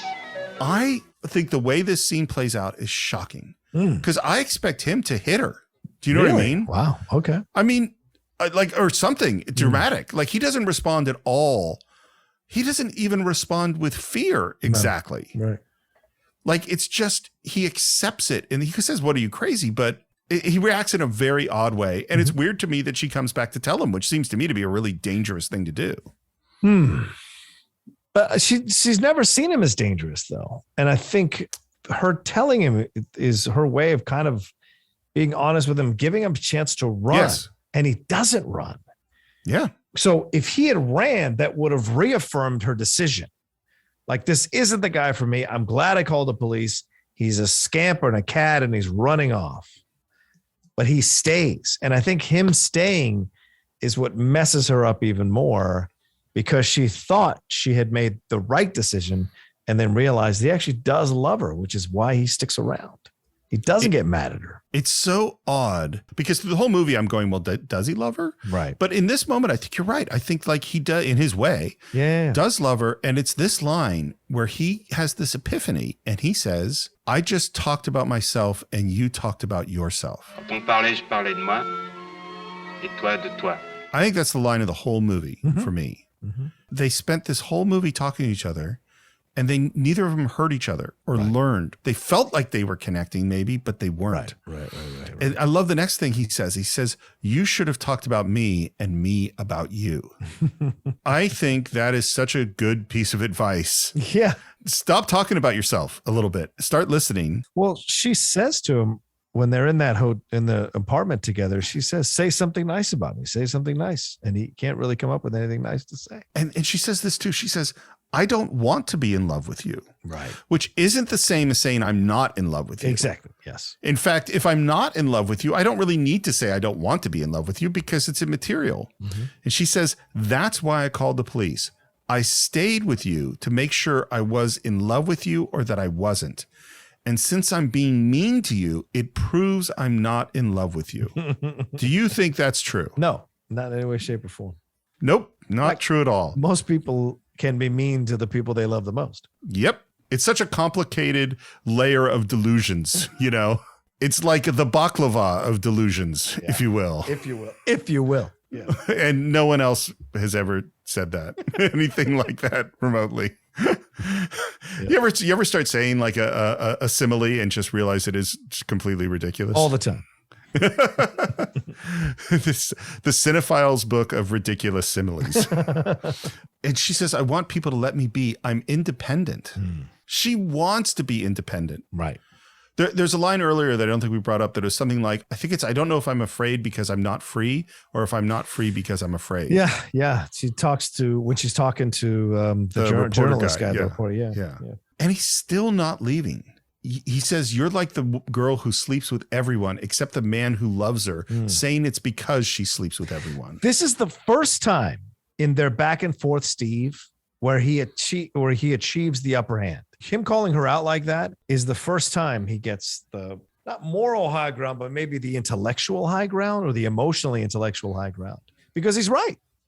He's right. Well, and in particular, he says, except the man who loves her. Right. I think this is the only time that he expresses love for her in a way that she could hear.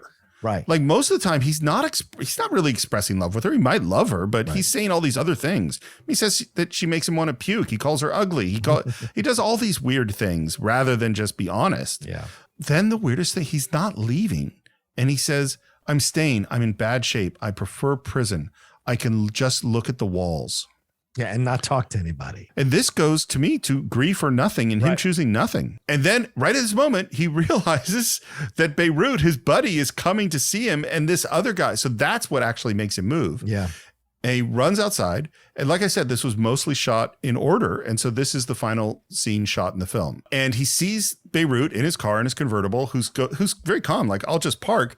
And he's running up to him, says the cops are coming, that the American girl turned him in, and Beirut goes, well, get in the car with me. And this is where, for the first time, I think we're seeing him being honorable. Yeah. Is that he actually won't screw his friend Beirut. Right. So he won't get in the car. He says, I shouldn't be thinking of her, but I can't help it. Right.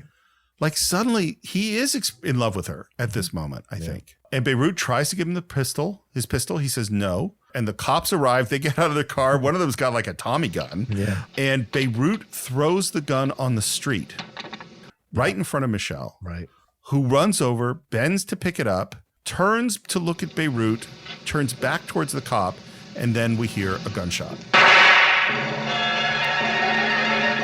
And then we cut to a remarkable, they're just shots that are just what they're just, I don't know why they're amazing, but him running down the street, followed with the handheld camera, his hand on his back where he's been shot, staggering as he goes, moving back and forth side to side, is amazing shot. Yeah. There's a great music video from Radiohead where the entire music video is a person running in front of a car at night with the lights on, and they're essentially simulating what Belmondo is doing for the entire music video. The entire music video is just that. And keep looking back occasionally as stumbling around as he's running. So it had to have been influenced by Breathless. And the way he runs, his physicality is just amazing. Yeah. It is 100% convincing. He staggers. He holds himself up by the car. She's out there. She's running after him. He starts to go down, keeps going. He's getting closer to this intersection. He's moving slower to slower. And then he falls face first on the stone roadway. And there is no way that fall doesn't hurt. That's a young actor when you're young and you'll just do it. Yeah. And don't care. And as opposed to you and I. Yeah, it's true. And he's a former boxer, so he's used to getting punched in the face. So maybe he thought his face could take it. Well, and you said he hit himself in the face with a rifle butt. With the rifle butt, so clearly, yeah. And he goes down and she runs up. And he turns over, and I love that he was still smoking and smoke comes out of his mouth. And then he does that gesture. He wipes his mouth. Yeah. We see more men come into frames, their legs. She enters the frame. Her hand is on her face because she knows that she caused this. Yep. And then he opens his mouth and he makes faces like they did in the mirror at him. Mm-hmm. And I don't know if that's what he's referencing or if he's trying to do something else. Oh, I think it is. I think he's trying to make one last like connection with her from that time in the apartment. And the final line is really interesting because remember how I said that they didn't record sound on set? Yeah. And sometimes the script supervisor actually was able to write down what they said, and sometimes she didn't. There is controversy about what he actually said in this last moment. Yeah. So what is in the Criterion Collection that I watched, it says, "You make me want to puke." Yeah. But there is a possibility that he said, "It makes me want to puke." Which is an entirely different meaning. And in various translations, they've said other, because the word he says isn't actually puke. Yeah. It's more like it's disgusting. Right. One of the translations is, "It's disgusting, really." And she says, "What did he say?" And the cop says, "He said, you're a real scumbag." And she says, "What's a scumbag?" And those are different, you know? Yeah. By the way, Godard wanted her to rifle through his pockets of the dead body. Oh my God. And she refused to do it. Thank God. And in this case, I think, Godard was right about playing the informing smaller. She's right about this. If she had rifled his pockets, it would have been terrible. Yeah. And she looks down at him and she touches her lips and then she looks right at the camera. Yeah. And we look at her face for a really long time. And then she turns away. And that is the end of Breathless.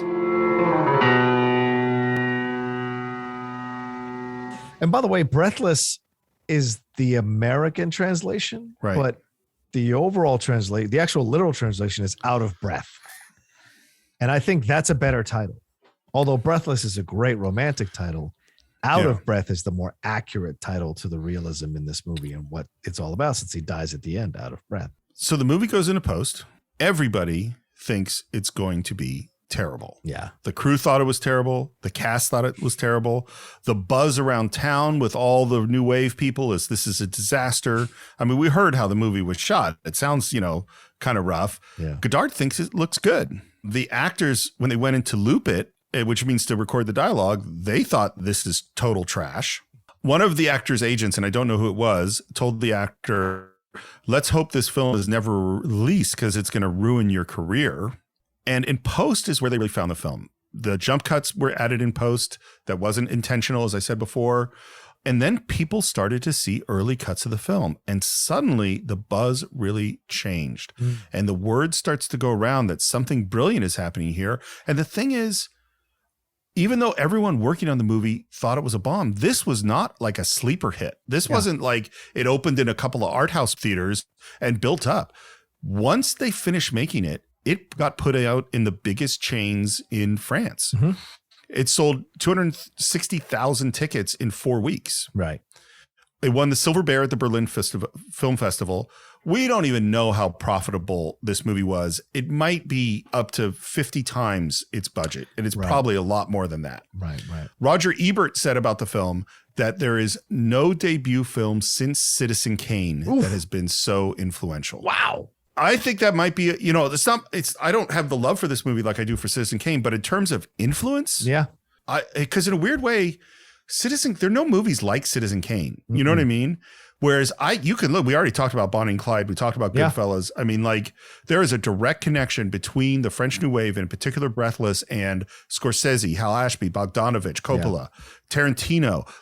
Tarantino dedicated Reservoir Dogs to Godard. Right. Yes. Belmondo, of course, became a huge star in France. I like this is one of the things I saw that he said. He said, "I try to get better with every role. I want to be a real actor, not just a myth."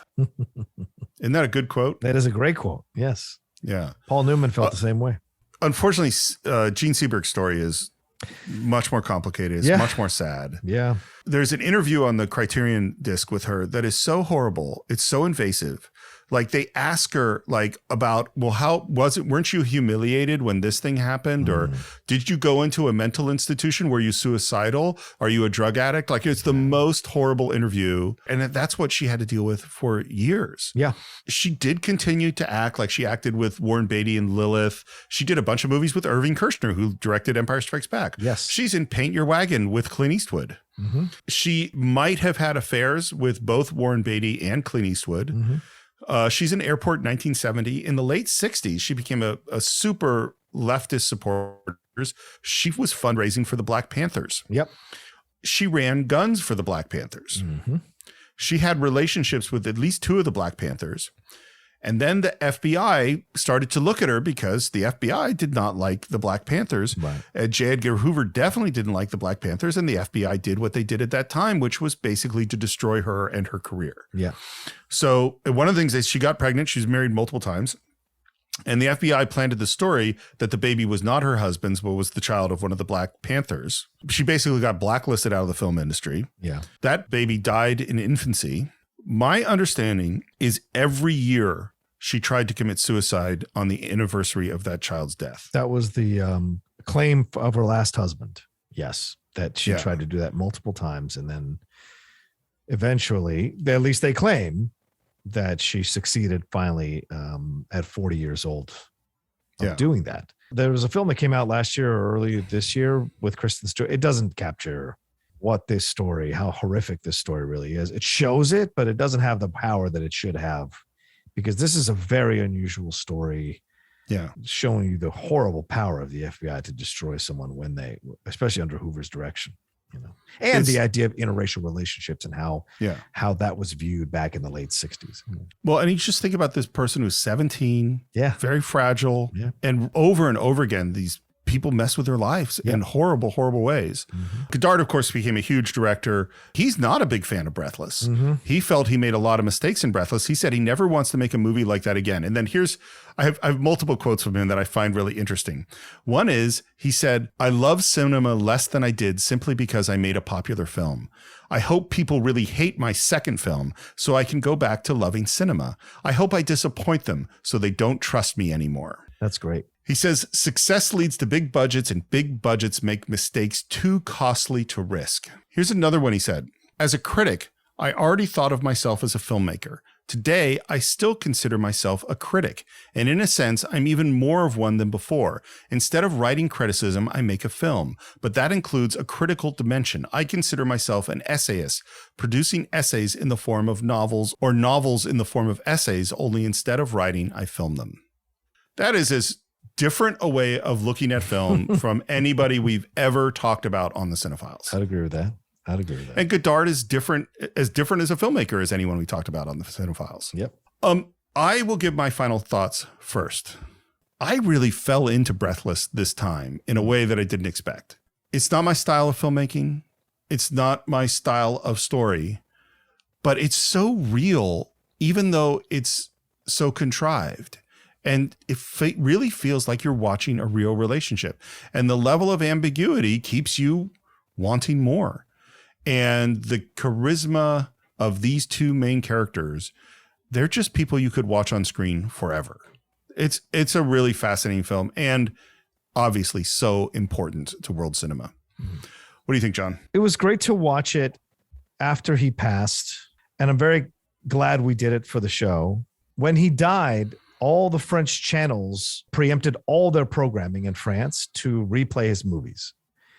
This is the kind of power Jean-Paul Belmondo had, the kind of respect and love people had for him in that country.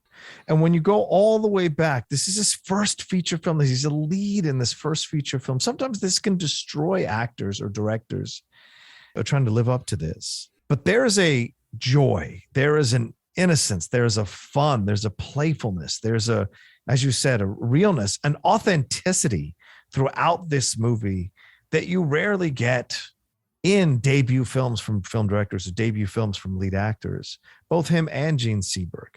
Remember, this is Seberg at a time when the critics had pilloried her from a number of films. So this is, in essence, a film that establishes Jean Seberg, introduces Jean-Paul Belmondo and Jean-Luc Godard, and also blows open the doors to the French New Wave. So what you can do in 90 minutes is incredible, and the effect and its legacy will go on. This is a film, when a film is over, it dies, and it is immortal now forever when it is great. And it accomplishes what he says, what that writer says. I want to I want to become immortal and then die. This film became immortal, and everybody connected to it has died, and still it is immortal. And so it has accomplished that goal. And it's a film that you can enjoy over and over again. And it was great to come back and enjoy it at my advanced age, to go back and remember those 20s. I mean, you have to remember the purity of film, the joy of youthfulness in the great films. And I think this is one that will help you to recapture that once more when you watch it. So that is what we think of Breathless. This has been an incredible conversation, and we'd like you to join that conversation by visiting us on our Facebook page. Do a search for the Cine-Files. You can follow the show at Cine_Files on Twitter, Cine-Files Podcast on Instagram. You can subscribe to the show on Apple Podcasts, YouTube, Spotify, Stitcher. Leave your reviews on Apple Podcasts. We're over 1,000, but I think we need to get to 2,000 reviews. I think that's where we got to aim for. If you want to support the show like Jono Schofferberger did, you can do so at patreon.com/the Cine-Files. You can buy or stream Breathless along with every other film we've ever done on cinefiles.net. You can follow me at SR Morris on Twitter, Morris1 on Instagram. And if you like Star Trek, you can check out Enterprise Incidents. We are just finishing up season 1. Hopefully John will come back for one of his favorite episodes in season 2. John, where will people find you? You can always find me at The Rocha Says on Twitter and on Instagram, and over on my YouTube channel, youtube.com/John Rocha Says. Just crossed 18,000 subscribers. So come on over and hang out with us for all the reviews, trailer reactions, and live shows we do there. And on Twitch, The Outlaw Nation, all one word there for watch alongs and play alongs. And I think that is it for this week. We will see you next time for another great film on the Cine-Files.